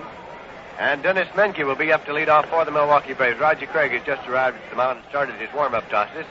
Since he was on base at the conclusion of the last inning, he went on by the dugout to get refreshed a little bit before starting the inning. And so, since he is still warming up, in order to allow our stations to identify themselves, we pause now for station identification. This is the General Electric station in Schenectady, WGY, 810 on your radio dial.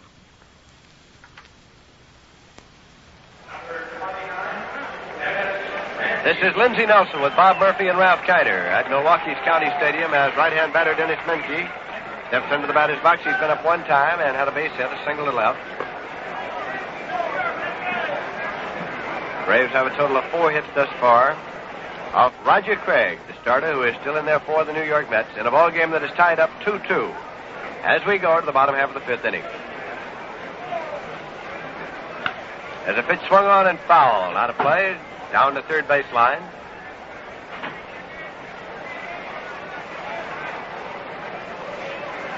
It's a strike one count to the rookie third baseman of the Milwaukee Braves.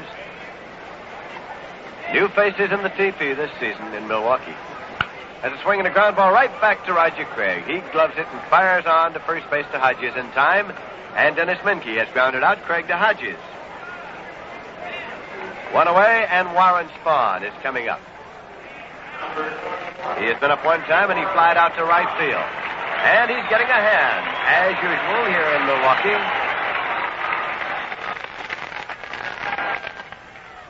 But, of course, this fella gets a hand almost everywhere he goes. Well, he should. One of baseball's great ones, Warren Spahn. Roger Craig misses, knocks him down. And now, that sends Ed Tudall, the umpire, out to warn Roger Craig. And he is also walking over toward the Met dugout now. That one had Warren Spahn ducking. He hit the dirt. It missed everything, coming right on back. So umpire Ed Tudall goes over now to relay similar warning to Casey Stengel.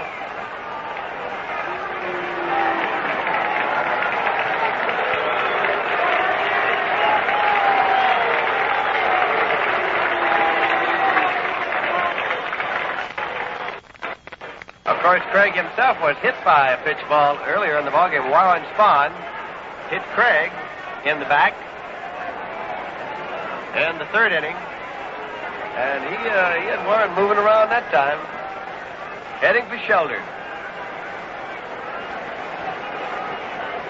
Here's the final score. The Minnesota Twins have defeated the New York Yankees by a score of 4-3. For Minnesota, 4 runs, 12 hits, no errors. For the Yankees, 3 runs, 7 hits, no error.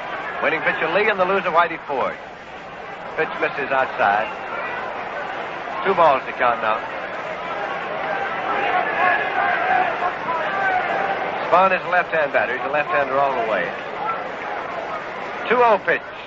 And it's swung on, and there's a fly ball to right field. Gus Bell stands right there and makes the catch. Ball was well hit by Spahn, swinging on 2-0, but he flied out to Bell in right. 2 men out, nobody on. And Howie Bedell is coming up. Bell is 1 for 2 tonight, left-hand batter.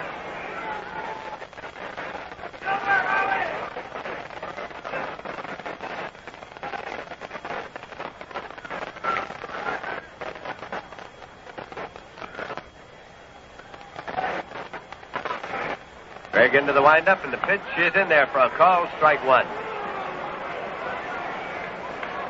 The senior umpire in this particular quartet tonight is Tom Gorman, who is working at second base. $2 behind the plate. Al Foreman is at first. Gorman at second, and Bill Jakowski is around at third. The ground ball punch to short. Chacon has it. He plays over to first in time and got him by a step. That Bedell moves in a hurry, but Hodges stretched out to assist the throw, and Bedell has grounded out. From Chacon to Hodges, and in the bottom half of the fifth inning, the Braves got no runs on no hits, no errors, and nobody left on base. And so at the end of 5 full innings of play in Milwaukee, the score is Mets 2 and the Braves 2. Well, tavern owners all over town have dusted off their welcome mats and given their glasses a little extra shine Yes, sir, they're all set to welcome you during National Tavern Month with the same friendly hospitality they show all year round. So be sure to drop into your neighborhood tavern soon. Plenty of relaxing atmosphere and always on tap, plenty of cold, refreshing Rheingold Extra Dry. Rheingold is beer as beer should taste. And dry tells you why. It tells you that Rheingold is brewed the long, slow, costlier way for a taste that's brisk and bright and clean clear through. What better way to salute National Tavern Month than with a glass or two of Rheingold Extra Dry? Enjoy some today.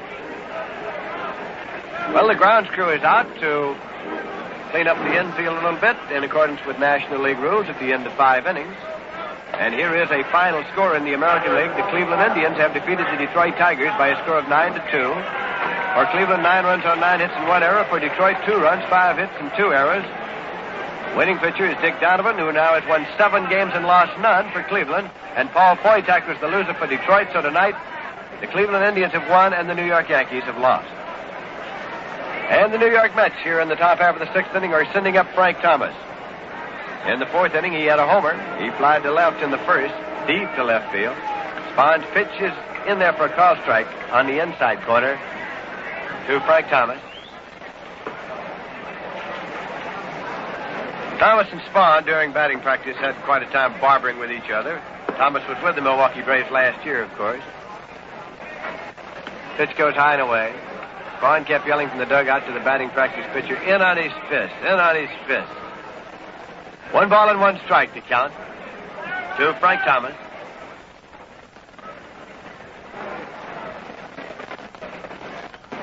Swing and a miss. Pitch that was low and inside. It's 1-2 now.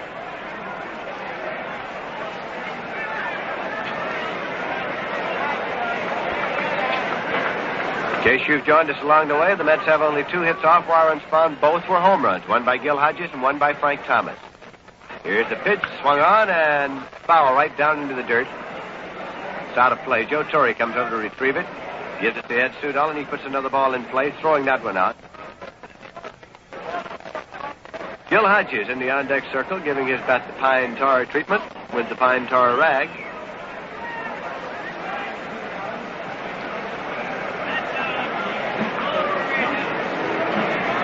This is a 1-2 pitch that's on the way. Swung on, a ground ball, full foul. Salahima started over to field it, let it go by. Count holds at 1 ball and 2 strikes to Frank Thomas, and here is the final score in the American League.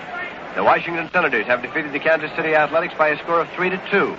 For Washington, 3 runs on only 4 hits and no errors. For Kansas City, 2 runs on 7 hits and 1 error. The winning pitcher, Pete Burnside, and Pfister took the loss. 1-2 pitch on the way to Thomas. He takes it high for ball 2. Frank Thomas is leading off here for the New York Mets in the top half of the 6th inning. Keep in mind that the Mets will be home again on Memorial Day at the Polo Grounds against the Los Angeles Dodgers. Change of speed, and there's a ground ball fielded by Menke at third. He fires on to Mathews at first in time, and he's out. Matthews had to stretch a little. He kept 1 foot anchored and stretched out to haul that one in. A little tentative about the way he took it, but he did take it for the out. And that brings up Gil Hodges. Thomas grounding out. Dennis Menke to Eddie Mathews, third to first. Hodges has been up twice. He's been on both times. He had a home run in the 2nd inning. He was on Menke's throwing error in the 4th inning. And when Bell fly deep to center, Hodges tagged up at first and moved on to second. First time that the Mets have been able to tag up at first and move on an outfield fly this season. Gil Hodges are running well now. Pitch is in there for a call strike. Screwball caught the outside corner. Hodges does not show any effects of the jammed knee now. He has asked that umpire Sudol look at the ball. He does, and Sudol throws that one out. Fires another one on out to Warren Spahn.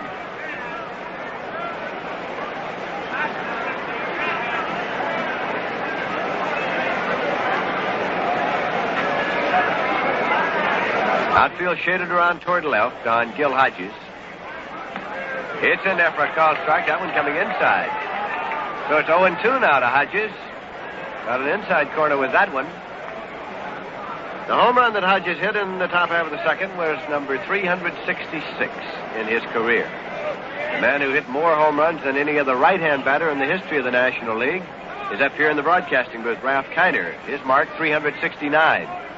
Swing and a foul ball coming back.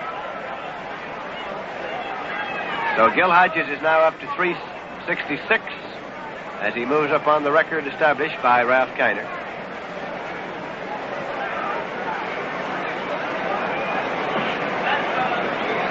The only right-hand batter in Major League history to hit more home runs than Kiner, Jimmy Fox of the American League. Pitch is low and away to Gil Hodges. It's 1-2.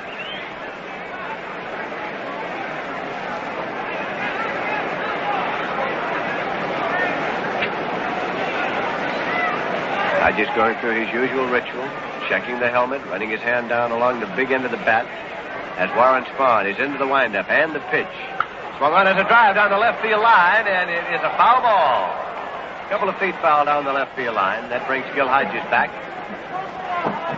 The count holds at 1-2 strikes to him. There is one man out and nobody on base for the Mets.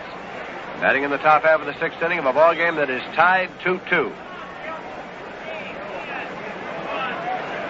This is the opening game of a 4-game set. A single game tomorrow afternoon. Game time 2:30 New York time. We'll be on the air as usual at 2:25 New York time. And then a doubleheader on Sunday.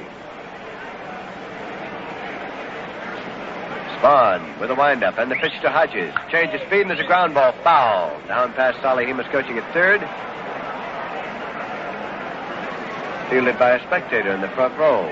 Down beyond the Mets dugout. The Mets, of course, use the dugout along the third base line here. And the Milwaukee Braves, the home team, using the dugout along the first base line.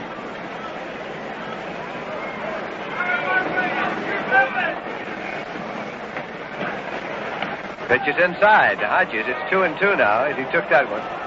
Turned his body but did not bring the bat through. The largest crowd of the season here in Milwaukee was opening day, slightly over 30,000.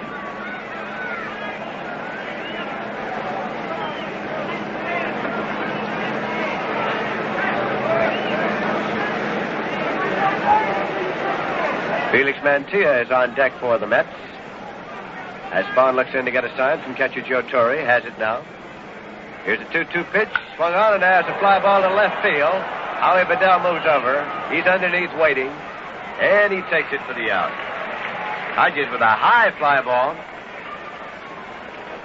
is the second out, and Felix Mantilla comes up. He was hit by a pitch ball and fouled out to the catcher.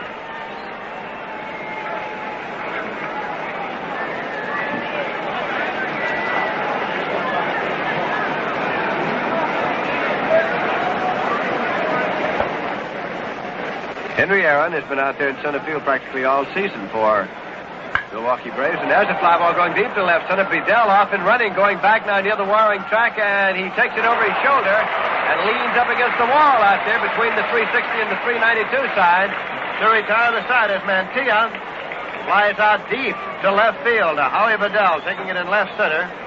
And the Mets are out in order in the top half of the sixth with no runs on, no hits, no errors, and nobody left. And at the end of 5 1/2 innings of play, the score is the New York Mets 2 and the Milwaukee Braves 2. Now here's your chance to enjoy 60 seconds of uninterrupted music brought to you by New York's favorite beer, Rheingold Extra Dry.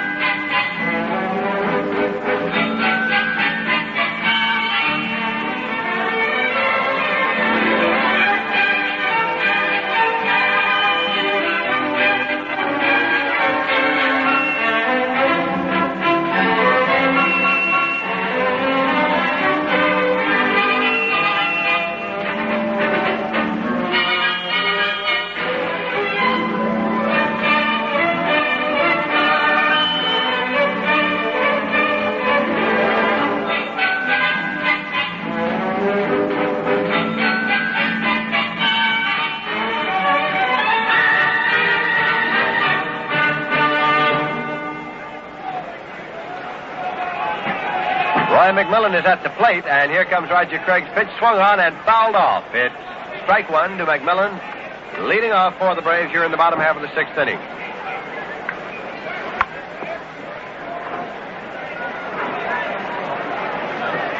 McMillan has been up twice. He struck out and flied to left. The score is tied, 2-2.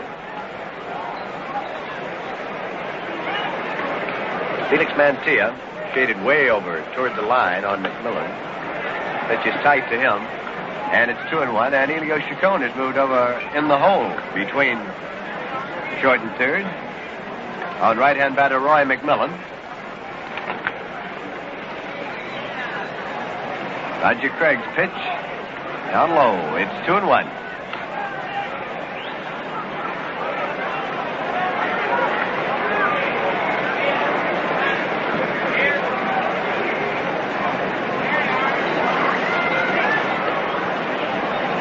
Craig taking a moment to get the sign here from catcher Hobie Landreth. Swung on a ground ball taken by Mantilla. Back in the bag. The throw over to first in time, and Hodges tags him. Hodges pulled off a little bit, and he simply tagged McMillan as he went by. And Mantilla, playing near the line, was in perfect position because the ball was hit very near the bag. McMillan is out, and coming up now is Mack Jones. Jones has been up twice, and he struck out both times. Watching him hit in batting practice, Warren Spahn was saying that this fella gets more power to the opposite field than any batter he's seen lately. He checked that one and took it for ball one. Started the swing, and then as the ball dipped down into the dirt, he checked it, and umpire Ed Sudol says it's ball one. Eddie Mathews has moved into the on-deck circle for the Milwaukee Braves. We're in the bottom half of the sixth inning. Craig's pitch is high and away. It's ball two for Mack Jones, the right fielder. Mack Jones was stuck in the right field at the start of the season simply because Lee May at the time was ill. But he has done so well out there that he's practically taken over, and Lee May, in the meantime, has been placed on the disabled list. Jones is hitting .311 right now. Swinging a ground ball, going to shortstop. Chacon charges it one-handed, throws on the run. Not in time. He beat it out. And Chacon fielded that one as fast as you could have fielded that ball. He came down on the run, gloved it, and then fired on the run to Gil Hodges, who stretched out to give it as much help as possible. But Mack Jones, long-legged left-hander, beat it out, and Eddie Mathews is coming up. That is the first hit for the Milwaukee Braves since the second inning. They now have a total of 5 off Roger Craig. They had 1 hit in the first inning, 3 in the second, and then Craig blanked them in the third, fourth, and fifth. There is 1 man out, the runner at first. Left-hand batter Eddie Mathews has flied to center and struck out. Craig is into the stretch position, tosses over to first. Mack Jones getting back safely. The score is tied, 2-2. 3 of the 4 runs that have been scored were home runs. Throw to first, and he gets by. Hodges goes over against the wire, and Jones is at second. He's turning second and heading for third. Hodges up with the ball, a throw across the diamond, not in time. As Mack Jones has gone all the way to third base. An attempted pickoff play that went awry, and it has moved Mack Jones from first to third. It's an error on Craig on the throw. An error on Craig.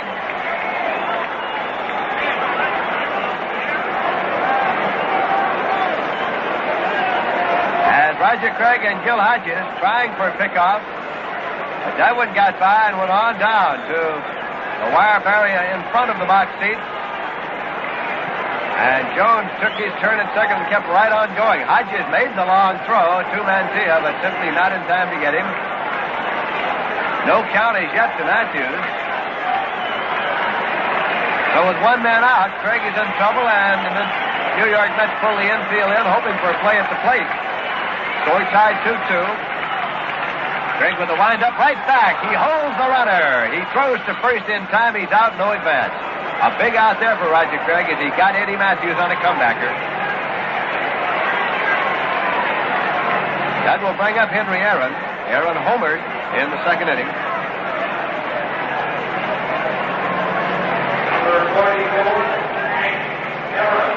Mike Bowling scored the other run for the Braves in the second inning. He singled, and then Dennis Menke from a sharp single out into left center, and Jim Hickman and Frank Thomas had a little trouble on the ball, and Hickman was charged with an error as Bowling came on to score on the play. Both of the New York runs coming as the result of home runs, one by Gil Hodges and one by Frank Thomas. And that's where we are right now with the score tied 2-2. 2 men out for the Braves now. Mack Jones, the base runner at third, and Henry Aaron coming up.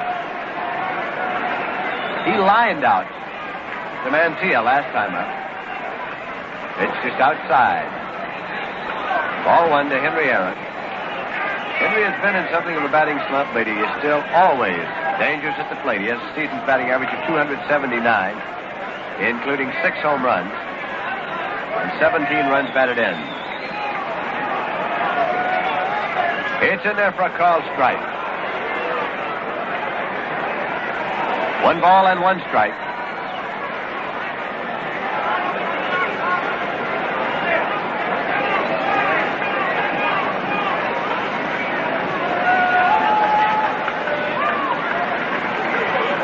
Here's Craig's pitch, going high for ball 2. In the on-deck circle, Joe Torre for the Milwaukee Braves.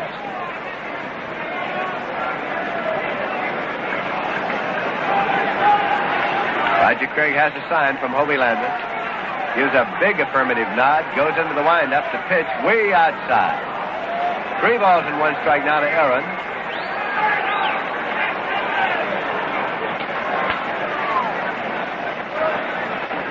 Philadelphia Phillies have scored 4 runs in the bottom half of the 7th inning to go ahead of the Chicago Cubs. They're putting Aaron on. Not taking any chances with a 3-1 pitch. They elected to put him on, and he goes down to first base. That is the first walk issued by Roger Craig, an intentional pass coming after he got out 3-1. And that brings up catcher Joe Torre. He has been up twice and grounded out both times. Grounded out third to first, grounded out short to first. 2 men out, runners at first and third.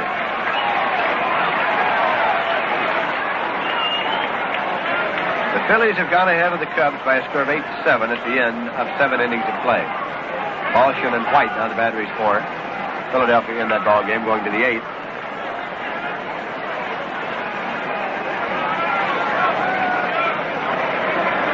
Right-hand batter Joe Torre hitting .249. Watches a curveball in there for a call, strike 1. Roger Craig's control has been sharp tonight. He calls time, walks down off the mound, and calls Hobie Landreth out. Mops his brow at the same time, takes off his cap, mops his brow with his sleeve. Now they are calling Charlie Neal into this conference at the mound. Landreth, Neal, and Craig. Last year's affiliations, 2 Dodgers and the Giants.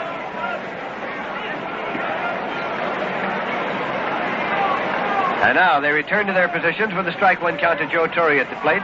Mack Jones leads at third. Henry Aaron leads at first for the Milwaukee Braves. Score tied, 2-2. Craig checks and deals. Low and away. Landreth getting out there to block it. So the count is 1-1 now.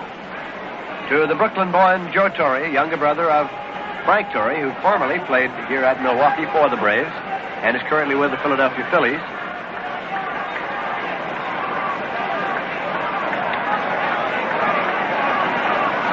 Here's a pitch swung on. It's a ground ball to third. Mantilla has it placed to Charlie Neal for the force, and the side is retired. So Joe Torre forced Henry Aaron as the play went from Felix Mantilla to Charlie Neal, and in the bottom half of the 6th inning, the Milwaukee Braves got no runs on 1 hit, an infield hit. There were no errors and 2 men left on base. And so at the end of 6 full innings of play, the score is the New York Mets 2 and the Milwaukee Braves 2.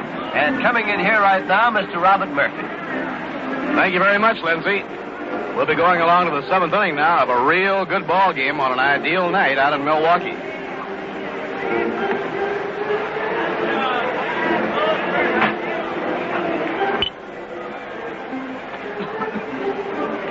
Warren Spahn throwing in his warm-up tosses. And we'll be going along to the 7th inning. They're in the 8th inning in Philadelphia now. The Phillies leading the Chicago Cubs 8-7. George Altman has hit 2 homers in that game. That would be his 7th and 8th of the year. Ernie Banks belted another one, number 308 for Ernie. Tony Gonzalez and Ron Santo have homered. They're in the last half of the 8th inning in Pittsburgh with the Reds leading the Pirates 4-1 as Bob Perky goes for his 7th win of the year without a loss. Here are the warm-ups on the West Coast at Dodger Stadium. Larry Jackson for the Cardinals and Johnny Padres for the Dodgers. In the American League, it's all over at Yankee Stadium. The Minnesota Twins on a 2-run homer by Harmon Killebrew in the 7th inning beat the Yankees 4-3. Lee the winner and Whitey Ford the loser. At the end of 6, the Orioles and the White Sox tied 3-3. Jack Fisher for the Birds. Dom Zanny relieved Juan Pizarro in the 4th. Now Gus Bell is up, and the pitch is in there, strike 1 call. Gus put the center fielder, Henry Aaron, right up against the fence and straight away center to take his long outfield fly his last time up. Bell 0 for 2 in the game. Warren Spahn out of his windup. The pitch, a foul ball back up toward our broadcasting booth. It'll be out of play.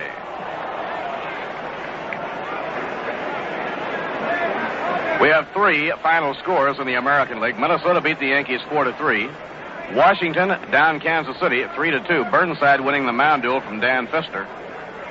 And Cleveland beat Detroit 9-2. A 5-hitter for Dick Donovan. He's now won 7, lost none. And Donovan, the slider expert from Quincy, Mass, hit 2 homers in the game. Fouled, back upstairs and out of play.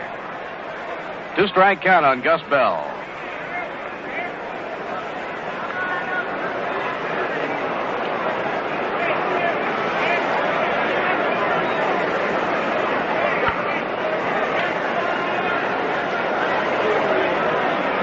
Two strikes to Gus. Hobie Landreth on deck, and then Roger Craig.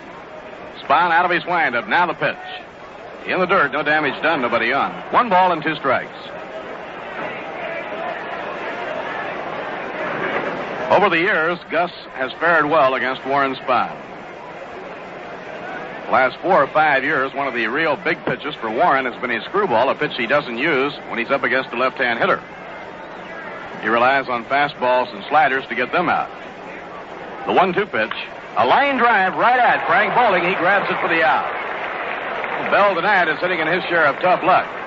He hit a shoulder-high line drive directly to Frank Bowling. 1 away and nobody on. Here's Hobie Landreth coming up.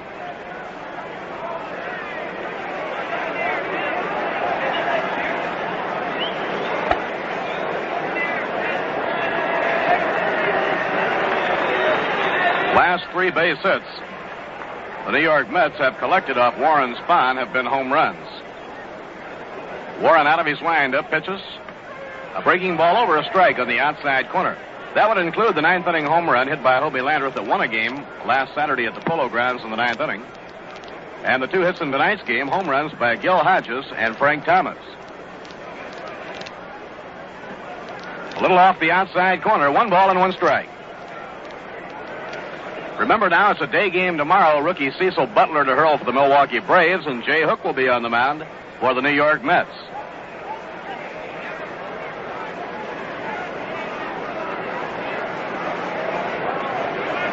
Pitching 1-1. Curve outside and low, 2-1. Bob Miller and Jay Hook combined to give the New York Mets 8 scoreless innings of relief in their thrilling Wednesday afternoon victory over the Chicago Cubs. A game won in 11 innings by the Mets as they swept the 2-game series, both extra inning ball games.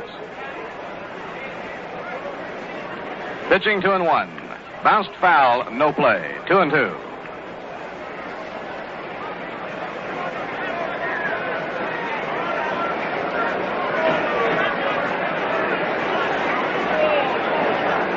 Now Hobie wants Ed Sudol to get another ball to put in play. Ed Sudol umpiring behind the plate tonight. Big Ed was born and raised in Passaic, New Jersey. His dad still lives there, but Ed now lives in Daytona Beach, Florida during the off-season.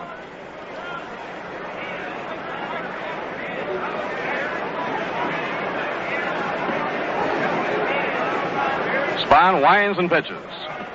Outside, ball 3, and the string is out. 3-2 to Hobie Landreth.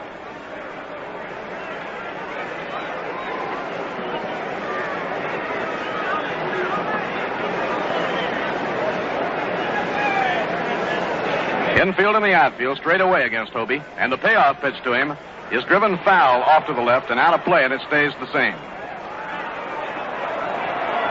This is the nicest night we have seen all season. You just couldn't ask for a better night for a ball game, and a real good ball game to match it.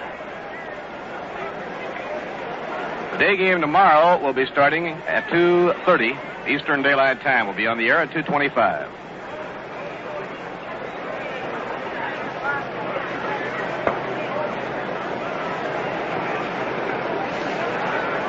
Now Joe Torre, out of the crouch, sets up the target. The payoff pitch, a high pop-up down the left field line and foul ground. Chasing it is Menke, the third baseman. Near the field boxes, he has no play. He tried to go up on the tarp and drape himself over the railing to get a play, but it was beyond his reach.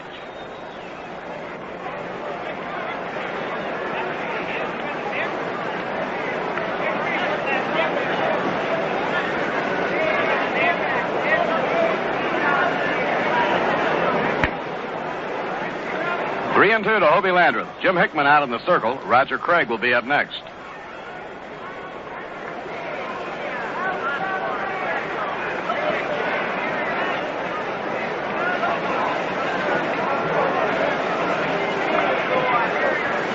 Spahn pitching 3-2. A line drive into right field for a base hit by Hobie Landreth. Mack Jones, the right fielder, whipping the ball back in. And there's base hit number 3 in the game for the New York Mets.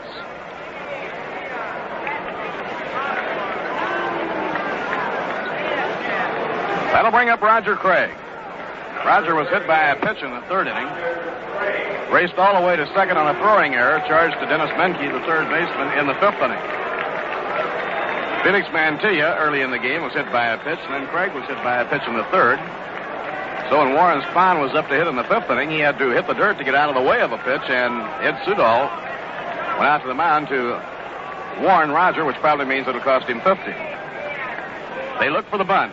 He squares around, and the pitch is in there for a called strike. You can bet Roger won't mind a bit if he can win this ball game.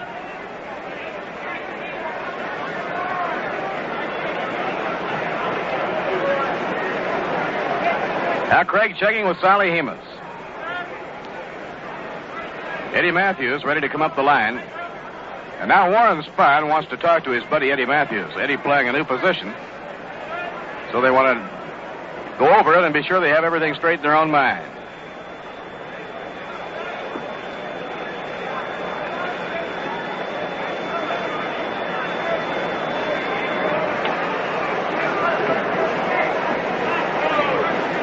Out in the bullpen now for the Milwaukee Braves, fidgety Lou Burdett is starting to warm up. Burdett, who has been on the sidelines with an ankle injury, back in action now. He worked in relief against the Pittsburgh Pirates, and he's ready to go. Lou Burdett warming up. Throw to first, and it's not in time. Hobie Landreth on first, one down. We're in the top of the seventh inning. The game tied 2-2. The Mets took the lead on a home run by Hodges. Then the Braves got 2 to lead, and Frank Thomas tied it with a home run. Throw to first. Hobie has to dive back in head first.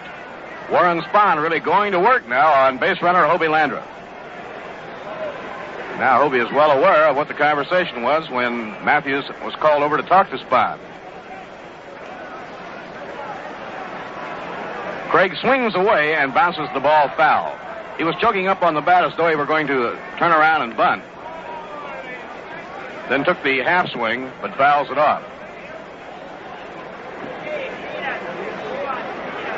Spahn trying to keep Landreth very close to have a chance for a force play at second in the event of a bunt. Now let's see if they have Roger Craig trying to bunt the 2-strike pitch. Spahn into the stretch. Throw to first. Hobie gets back.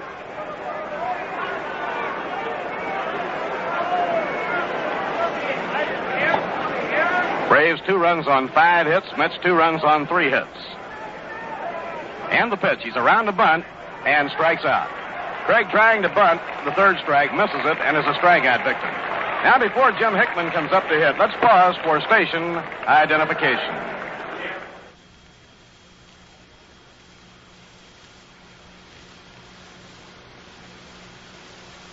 This is WGY 810 on your radio dial, Schenectady.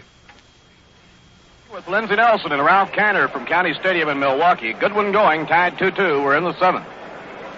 Jim Hickman has drawn a walk, fly to right, and sacrificed to turn at bat, trying to help build a run. Right-hand hitter waiting. Ball one, outside and low.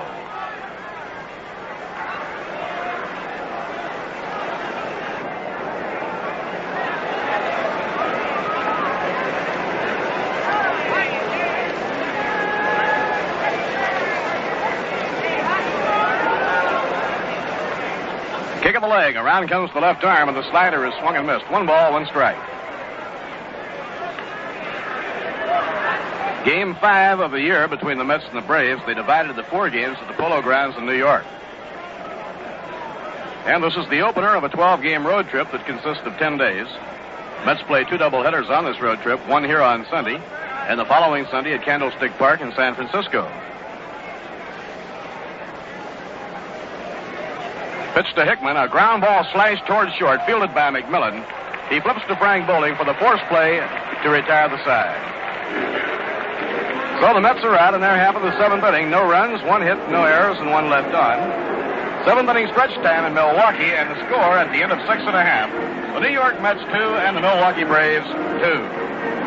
7th inning stretch again. Well, the folks here are all getting up to stretch. Ralph, I wonder what the folks back in New York are doing. Well, Bob, that's really easy. I bet a good many of them are stretching out for glasses of Rheingold Extra Dry. True enough. When it comes to the 7th inning or any inning, more fans stretch out for Rheingold than any other beer. Well, there's a reason for that, Bob. Rheingold is New York's favorite beer. And it's easy to see why. In fact, dry tells you why. Yes, sir, Extra Dry tells you why Rheingold is beer as beer should taste. Brisk and bright and clean clear through. Rheingold is brewed of the choicest ingredients, brewed the long, slow, costlier way, and that's what makes Rheingold Extra Dry such a wonderful beer. Wonderful because it's so much more refreshing, and more refreshing because it's extra dry. Right, Ralph? That's right, Bob. And say, folks, why don't you enjoy a fine cold glass of Rheingold right along with the Diamond Doings? Join the millions who say, my beer is Rheingold the dry beer.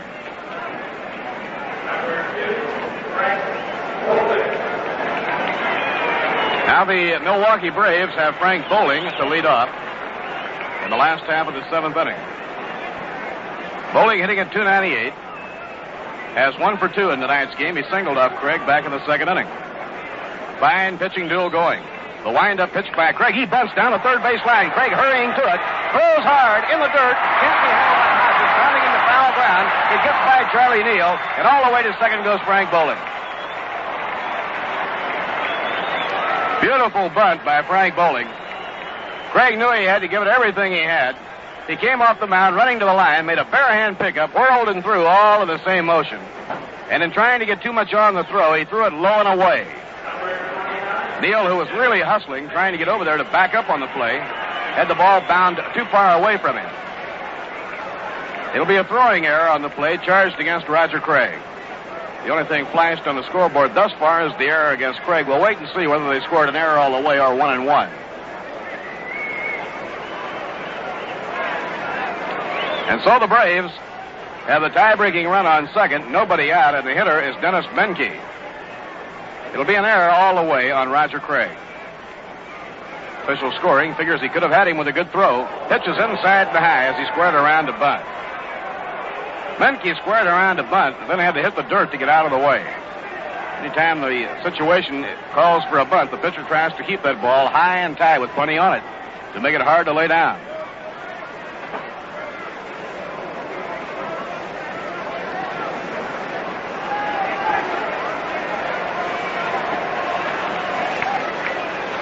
Now Craig looking in to get his sign from Hobie. Gil Hodges and Felix Mantilla looking for the bunt. A pickoff play, throw to second, not in time. And a high peg by Roger Craig that Elio Chacon had to go up to grab. Roger Craig in a tough situation now. Runner on second, nobody out. Bottom half of the 7th. This time a whirl but no throw by Roger Craig as Elio Chacon wants to keep Frank Bowling as close to that base as he can to give the Mets a chance to get him at third. Now the stretch by Craig.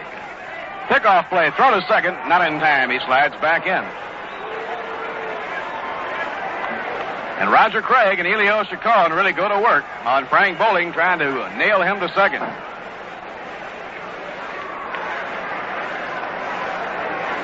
Gil Hodges starting up the line now. Here's the pitch.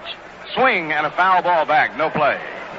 They took the bunt off and let Dennis Benke swing away. And the count is even now at 1 ball, 1 strike.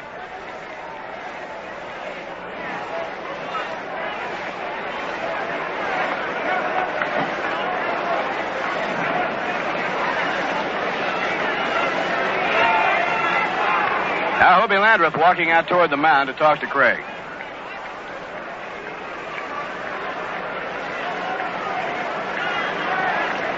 This has been a good ball game despite the fact that 5 errors have been charged.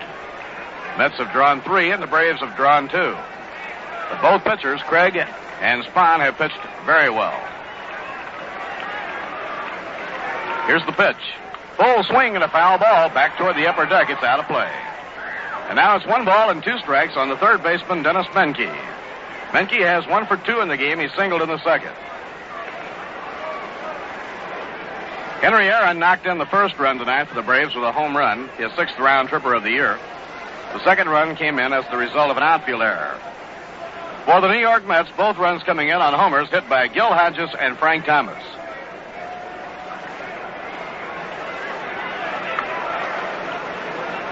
We'll have a complete rundown of all the other scores for you at the end of the inning.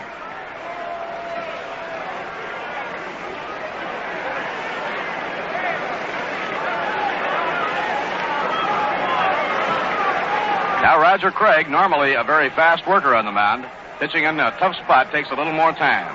And the pitch. He struck him out, swinging. Menke goes down swinging. That brings up Warren Spahn. 5 strikeouts in the game for Roger Craig, and here's Spahn. Spahn, a good hitter, has been up twice, and both times flied to right.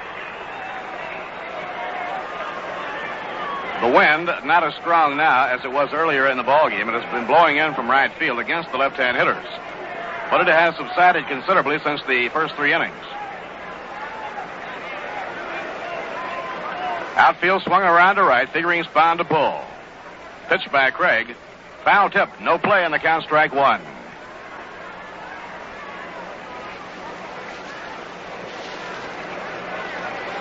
The New York Mets have won 6 of their last 8 ball games.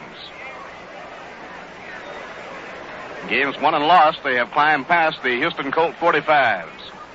They're hoping to get off to a successful start on this 12-game trip here in Milwaukee tonight.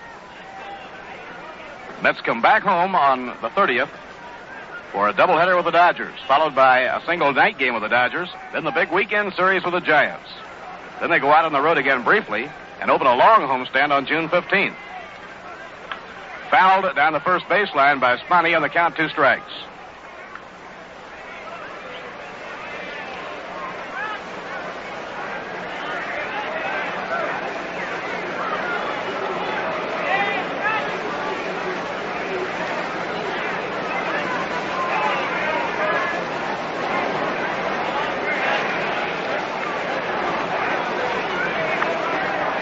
Warren Spahn behind on the count now, 2 strikes.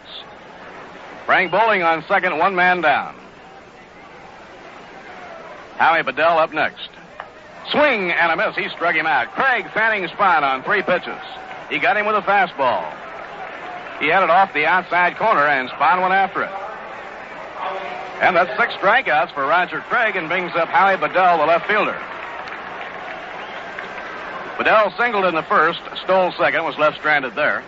He popped to short in the second and grounded out short to first in the 5th inning. He has tremendous running speed, and anytime he bounces that ball across the left side of the infield, it puts a lot of pressure on the shortstop and the third baseman. They can't waste a moment.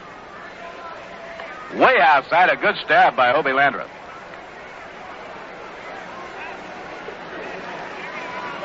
One ball and no strikes to the left-handed batting Howie Bedell.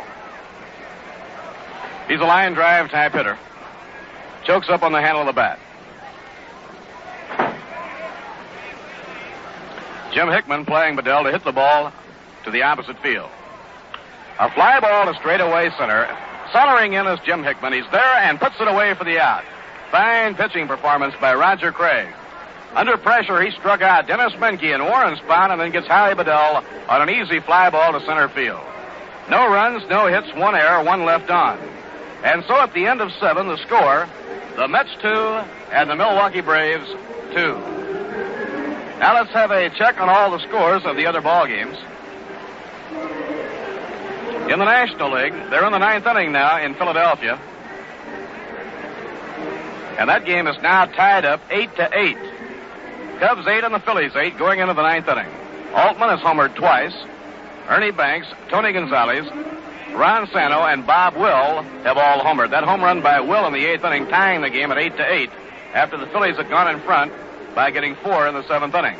The warm-ups at San Francisco, Ken Johnson for Houston, Jack Sanford for the Giants. They're in the last of the 9th inning in Pittsburgh now with the Pirates trailing the Reds 4-1 as Perky tries for his 7th. It's Jackson against Padres warming up for the Cardinal-Dodger game on the coast. In the American League, the Twins beat the Yankees 4-3 on Killebrew's 7th inning homer with a man on. Lee the winner, Ford the loser. Washington beat Kansas City 3-2, Burnside winning over Dan Pfister.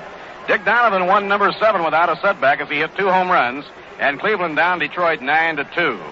In uncompleted games in the American League, the Orioles have gone ahead of the White Sox 4-3 at the end of 7. Elio Chacon up against Warren Spahn, and the pitch is over at the knees for a called strike.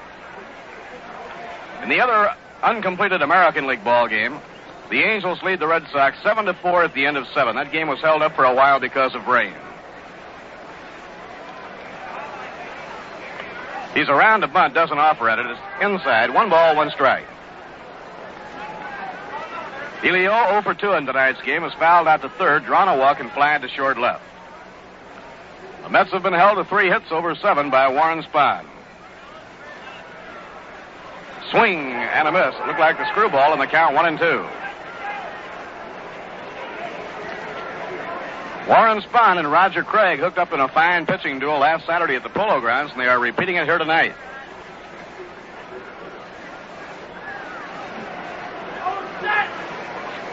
The 1-2 pitch. Ground ball hit down to third, fielded by Dennis Menke. He straightens up, throws to Mathews, in time, and Chacon is out.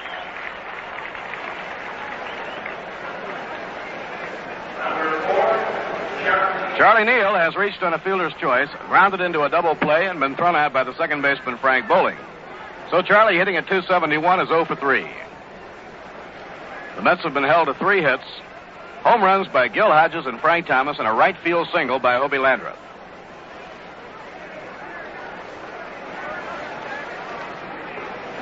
Outside and low, 1 ball, no strikes.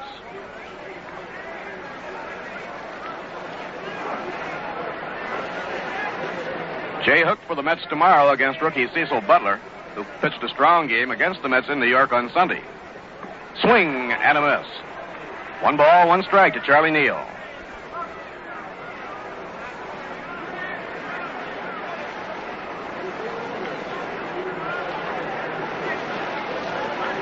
Frank Thomas in the on-deck circle, working with the pine tar cloth and the rosin bag. Tighten up that bat grip. The 1-1 pitch. Just missed at the letters. 2 balls and a strike to Charlie Neal.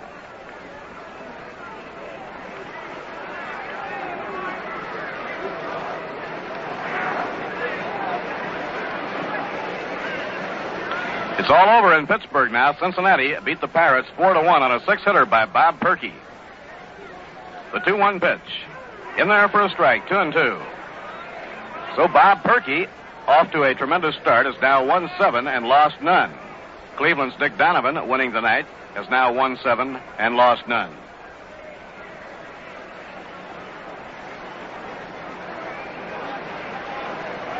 Two-two delivery, a swung and missed. He struck him out. Second strikeout for Warren Spahn. 2 outs and nobody on. Frank Thomas coming up. Frank lined out to the left fielder in the first, then hit a line drive home run his second time up. For Frank, that was his 9th homer of the year, and he was thrown out by the third baseman, Dennis Menke, in the 6th inning. Frank, a pull hitter who stands close to that plate. 3 times up tonight. He's pulled the ball all 3 times and pulled it close to the line.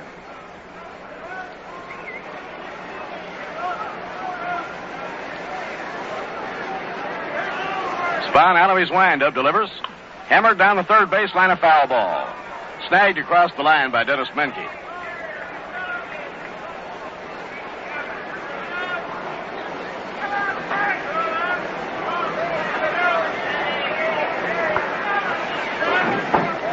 Thomas hitting .303 with 9 home runs and 21 runs batted in. They swing the defense way around to left. The pitch by Spahn, a little bit inside. 1 ball, 1 strike. Thomas stands so close to that plate that any time a pitch is inside, he has to move to keep from being hit by it.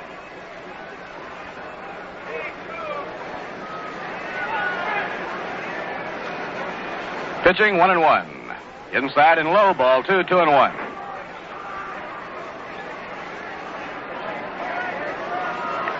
Milwaukee 2 runs on 5 hits and 2 errors. The Mets 2 runs, 3 hits and 3 errors.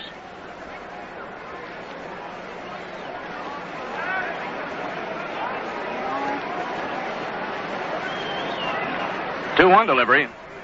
Hit foul down the third baseline, a curve that he went after. And now it's 2-2. Menke getting a good workout behind third on fielding those ground balls pulled down that way by Frank Thomas.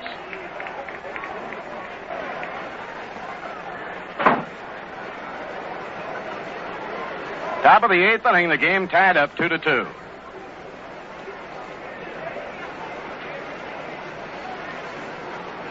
Warren into his windup. The pitch. Strike 3 called. Zipped on the inside corner. And the 8th inning is a strong one for Warren Spahn as he fans 2 of the 3. No runs, no hits, no errors, none left on. At the end of 7.5, the score, it's the Mets 2 and the Braves 2. And now a word from Viceroy Cigarettes. I'd been out with my truck for a week on the road and was heading on home with a 10-ton load. The trip was long. It felt good to get back. Then I went for a smoke and found an empty pack. I asked for my brand at a diner I know. The man said, "All out of yours. Try these, Joe." Now, I only smoke filters, but these were too light. Then a cute little waitress set things right. She said, Viceroy tastes the way you'd like a filter cigarette to taste. Not too strong. Not too light. Viceroy's got the taste that's right. That's right. That's right. That's right. Now I smoke Viceroy, and it must be fate, because that waitress and I have a wedding date. That's right. So now I know when I'll take all bets. If you smoke all 7 filter cigarettes, you'll find some too strong. Some too light. But Viceroy's got the taste that's right. That's right. That's right. That's right.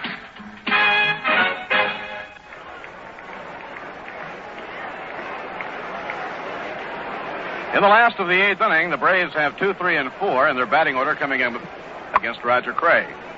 Roy McMillan, batting second in the order, is 0 for 3 in the game. Right-hand hitter, feet close together, cowtailing that bat around. The pitch by Craig is whacked foul. It's up toward the upper deck and out of play and to the right.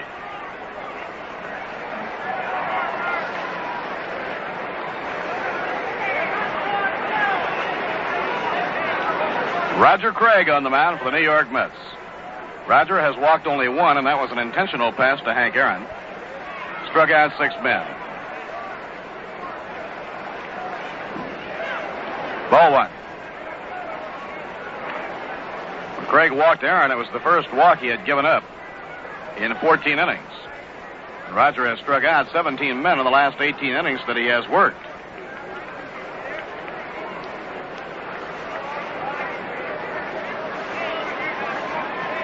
Here's the windup, pitch to McMillan, and it goes behind him. That one got away from Craig and came in behind Roy McMillan. 2 balls and 1 strike. In that slugfest in Philadelphia, the Chicago Cubs scored 3 in the top of the 9th. They now lead the Phillies 11-8. The game has gone back and forth.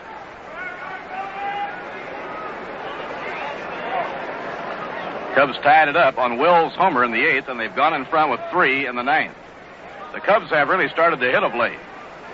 They've been having their pitching problems, but they were having hitting problems, but they broke out over the last weekend in a series against the Phillies, and they've been hitting well ever since.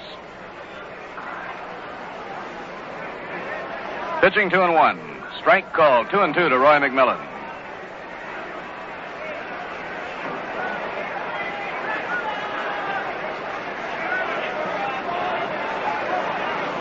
Nobody on, nobody out. We're in the last half of the 8th inning with the game tied 2-2. Hickman shaded toward left center against Roy McMillan. Now the pitch. A ground ball past the mound. Neal racing to his right, can't reach it. It's a base hit into center field. And so the Braves have the leadoff batter on in the last of the 8th inning. And they've got their big guns coming up in Mack Jones, Eddie Mathews, and Henry Aaron.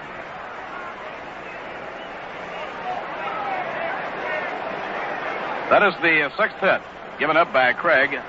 And it brings up the right fielder, Mack Jones. Jones has 1 for 3. He beat out an infield hit to short in the 6th inning. Jones hitting at .315. Young player with a lot of power. The last 2 years played at AAA with Louisville. He was over 300 both years. Now Craig in pitching position delivers. Full swing and a miss, strike one.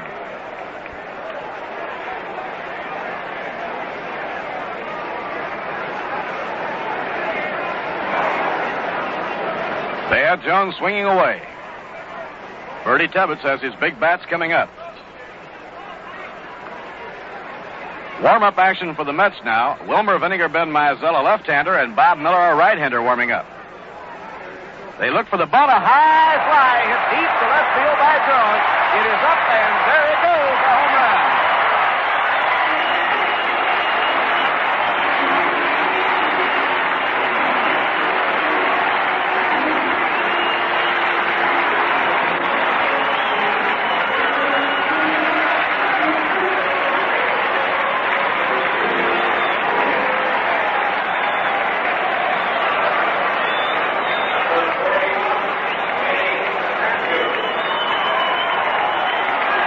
Mack Jones, the right fielder, who has a lot of power to the opposite field, hit a tremendous home run up toward the top of the bleachers in left field.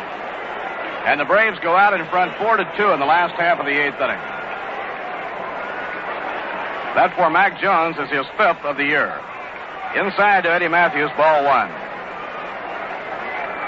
4 home runs in tonight's game. The Mets have hit 2 and the Braves have hit 2. And that was a big one for the Braves, hit by Mack Jones. He never gave any sign at all of bunting. He was up there swinging. A high drive hit deep to right field by Mathews. It is going, it is gone. A home run.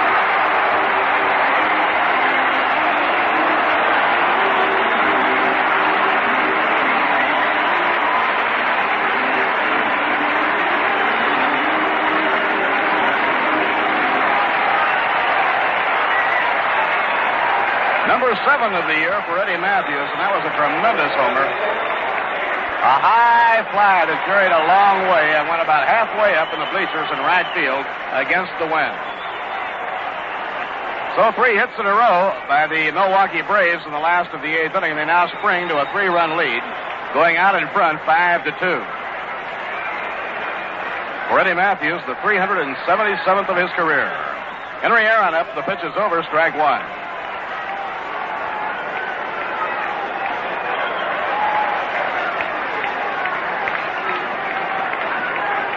Here's the windup pitch by Craig, outside and low. 1 ball, 1 strike. Roger Craig, who had kept the Milwaukee Braves in check over 7 innings, running into the big guns in the last half of the 8th inning. Aaron waiting. Ground ball hammered towards short, fielded by Elio Chacon. He strides and throws in time. Aaron retired on the grounder to short. So it's 1 away, nobody on in the last of the 8th inning, and Joe Torre comes up.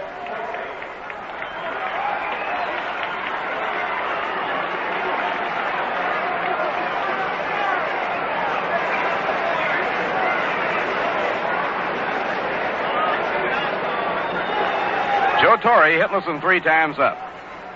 3 runs in the last of the 8th inning. Braves lead now 5-2. Outside and low, it's ball 1. The Mets in their 9th inning will have Hodges, Mantilla, and Bell coming up against Spahn. Taken in off the hip. Ball 2, 2-0 to Joe Torre. 2 home runs hit by the left-hand power hitters, Mack Jones and Eddie Mathews. Jones to the opposite field. Mathews pulled his to right. Swing and a miss on a breaking ball. 2-1 to Joe Torre.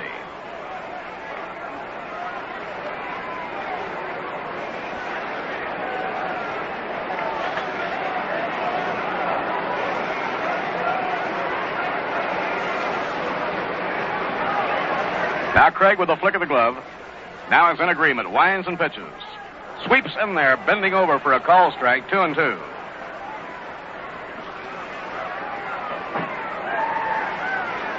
A day game tomorrow and a doubleheader Sunday will be on the air with tomorrow's game at 2:25 Eastern Daylight Time. Fouled off the fist, back up into the crowd, and the count stays at 2-2 on Joe Torre.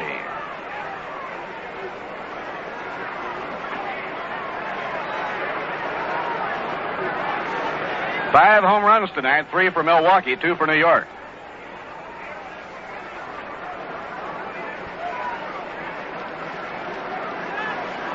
Now the 2-2 pitch. Swing and a miss. He struck him out. Strikeout number 7 for Roger Craig as he fans Joe Torre. 2 outs and nobody on. Frank Bowling coming up. Bowling 1 for 3.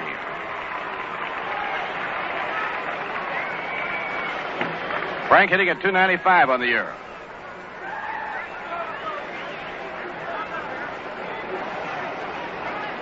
This game had been tied since the top of the 4th inning when Frank Thomas tied it up with a line drive homer. Inside, it's ball 1 to Frank Bowling. Roy McMillan led off the last of the 8th inning with a single. Mack Jones hit a long home run to the opposite field, and Eddie Mathews followed with a long home run to right field. A line drive into left center field, a base hit. Frank Bowling takes the turn. He's on with his second hit of the game.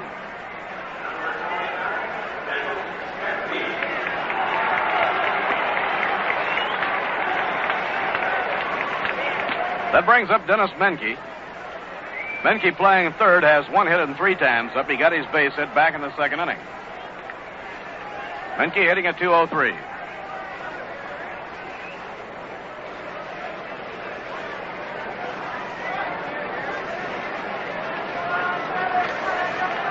Here's the pitch on the way. A swing and a miss, strike 1.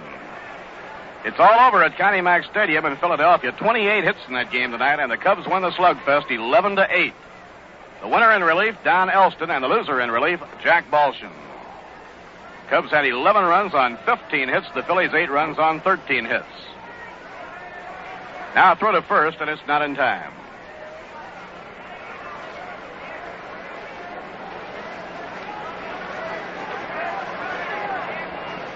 Throw to first. Hodges puts the ball on the runner. Frank Bowling, but not in time. Last of the 8th inning, Braves lead 5-2. A pitch out, no throw made by Hobie Landreth. 1 ball, 1 strike.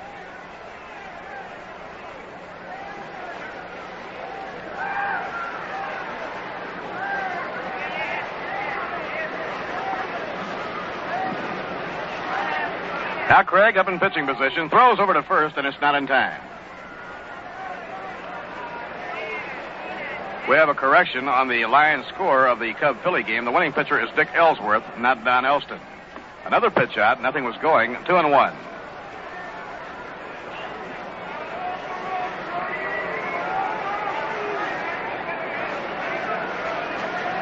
Two balls and 1 strike on Dennis Menke, right-handed batting third baseman. Pitch to him, outside and low, ball 3, and now it's 3-1. Warren Spahn is due up next.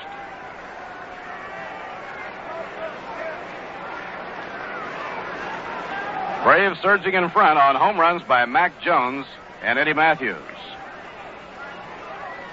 He holds up, but it's over. Strike called in the outside corner. Well, they're going into the 9th inning at Comiskey Park, all tied up. The Orioles 4 and the White Sox 4. Chicago got a run on the home 8th inning to tie it up. The runner will be going, and a throw to first is not in time. Tough spot here for a base runner with a count 3-2, 2 men down.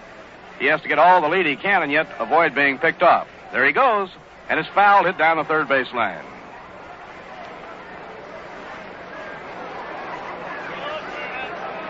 In the game tomorrow, Cecil Butler, the rookie right-hander who pitched very well in beating the Mets last Sunday, will be on the mound for the Braves.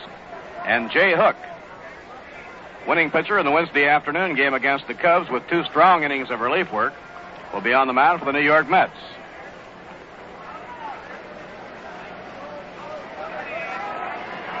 Now Bowling with his lead. He's on the run. A line drive hit hard, but it's fouled down the left field line. A little too far out in front, and that one that was ripped goes foul by several yards deep down the line. So Frank Bowling has to retrace his steps, and the count stays at 3-2 on Dennis Menke.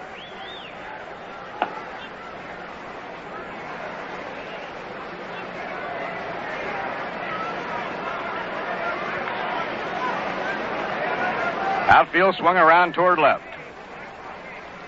A throw to first. He almost caught him leaning. Bowling getting back, and it's 3-2 on the hitter, Dennis Menke. Craig in pitching position. There goes the runner. Strike three called, and he knew it. Beauty of a curve by Roger Craig. His 8th strikeout of the game. But Milwaukee in the 8th inning got 3 runs on 4 hits. No errors, 1 left on. And so at the end of 8, the score, the Milwaukee Braves 5 and the New York Mets 2. Right here, let's pause for station identification.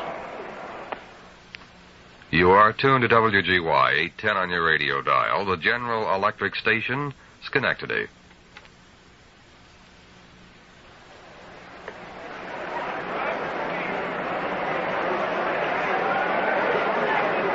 Bob Murphy with Lindsey Nelson and Ralph Kiner from Milwaukee.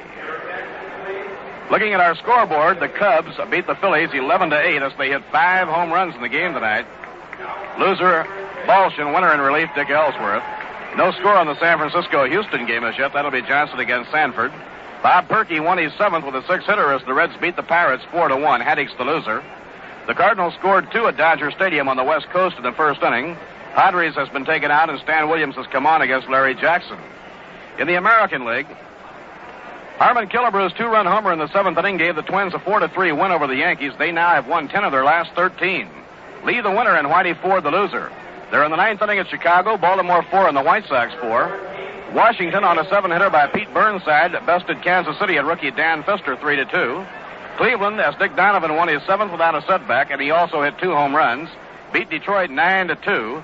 And they're in the 9th inning at Fenway Park with the Los Angeles Angels leading the Boston Red Sox 8-4. You know, there's no time like the present, and what better way to use it than to pour yourself a tall, refreshing glass of Rheingold. Rheingold is beer as beer should taste, and dry tells you why. Gil Hodges up in the 9th inning, bluffs at a bunt, and takes it up high. 1 ball and no strikes.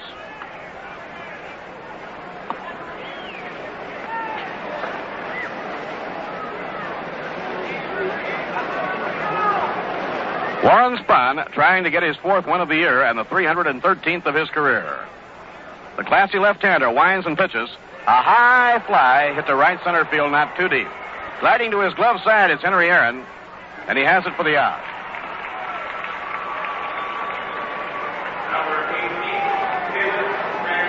One away, nobody on now in the 9th, and the hitter will be Felix Mantilla.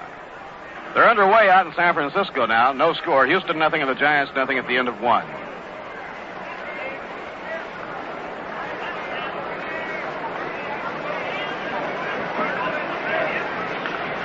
Spahn winding, and the pitch to Mantilla hit hard, but it's foul down the left field line. He went after a breaking pitch and lined it hard, but foul. The Mets have been held to 3 hits by Spahn tonight, 2 of the 3 home runs, hit by Gil Hodges and by Frank Thomas.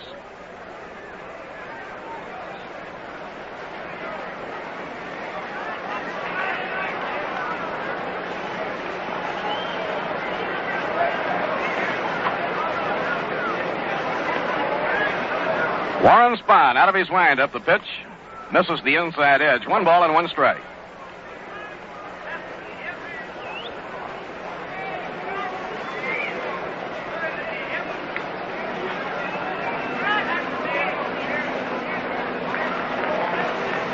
Next pitch to Mantilla. He runs up as if to bunt, then lays off of it. 2 balls and a strike.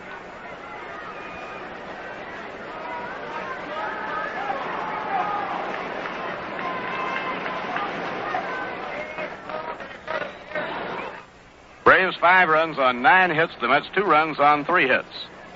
5 home runs in this game. Now the 2-1 pitch. A little bit low. Felix watches it, and the count goes to 3-1. Gus Bell waiting on deck. Bell has hit in tough luck in tonight's ball game. Aaron went right up against the fence, 402 feet away to pull in a long fly. And then he hit a hard line drive, but it was right at the second baseman, Frank Bowling. Pitching 3-1. That's over a strike, 3-2 to Felix Mantilla. Felix has been hit by a pitch, fouled out to Joe Torre, and hit the ball deep to left center that was caught by Howie Bedell on a fine play.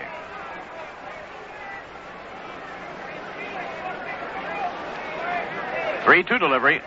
Ground ball socked down to third, taken out of the dirt by Dennis Menke. Throws to Mathews in time, and there are two away.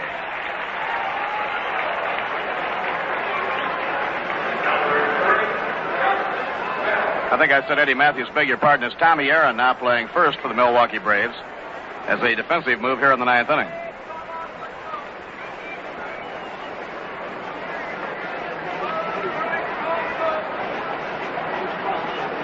Two outs, nobody on. Gus Bell, the batter now, as the Mets try and get it going here in the ninth off Warren Spahn.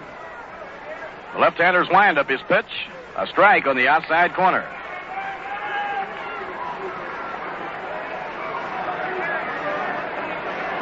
Mack Jones broke a 2-2 deadlock in the home eighth inning with a two-run homer.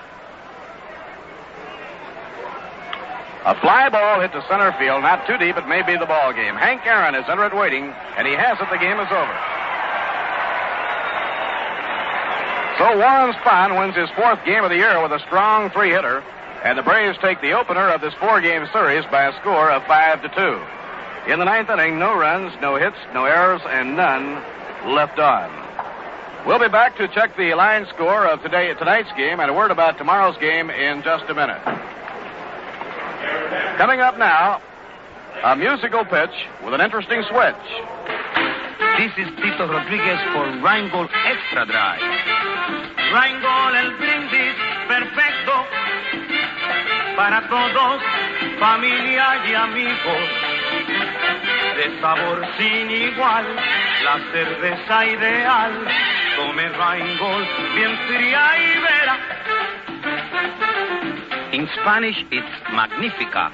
In English, it's great. In any language, it's Rheingold Extra Dry. Rheingold is brewed longer and slower for flavor that's clean, clear through. It's beer as beer should taste. Dry tells you why. My beer is Rheingold, the dry beer. Think of Rheingold whenever you buy beer. It's not bitter, not sweet. It's a dry flavor treat. Won't you try extra dry Rheingold beer?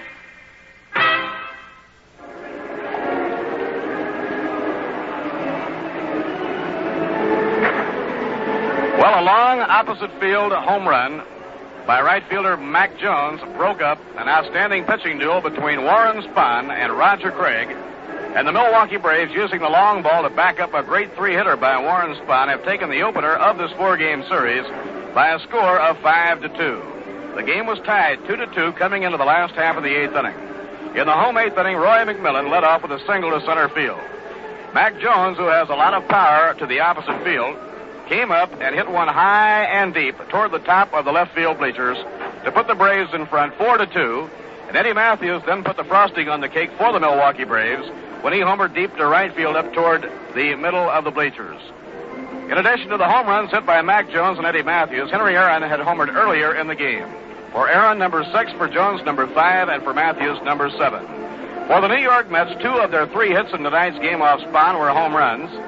Gil Hodges hit his 5th of the year, a long drive to left center, and Frank Thomas tied the game at 2-2 in the 4th inning when he lined one over the fence in left field, not far from the foul pole, for his 9th of the year. But Warren Spahn, on a 3-hitter, wins his 4th of the year against 4 losses. Losing pitcher Roger Craig, Roger pitching very well, has now won 2 while losing 4. The line score, Milwaukee 5 runs on 9 hits, 2 errors, and 6 left. For the New York Mets, 2 runs on 3 hits, 3 errors, and 5 left on. The paid attendance tonight in Milwaukee, 9,655. Tomorrow, it's rookie right-hander Cecil Butler, who hurled a strong 6-hitter in beating the Mets at the Polo Grounds 3-2 last Sunday. For the New York Mets, it will be Jay Hook.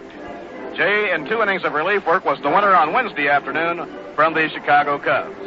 And that wraps up another New York Mets game. We certainly hope you enjoyed it. Rheingold enjoyed bringing the game your way.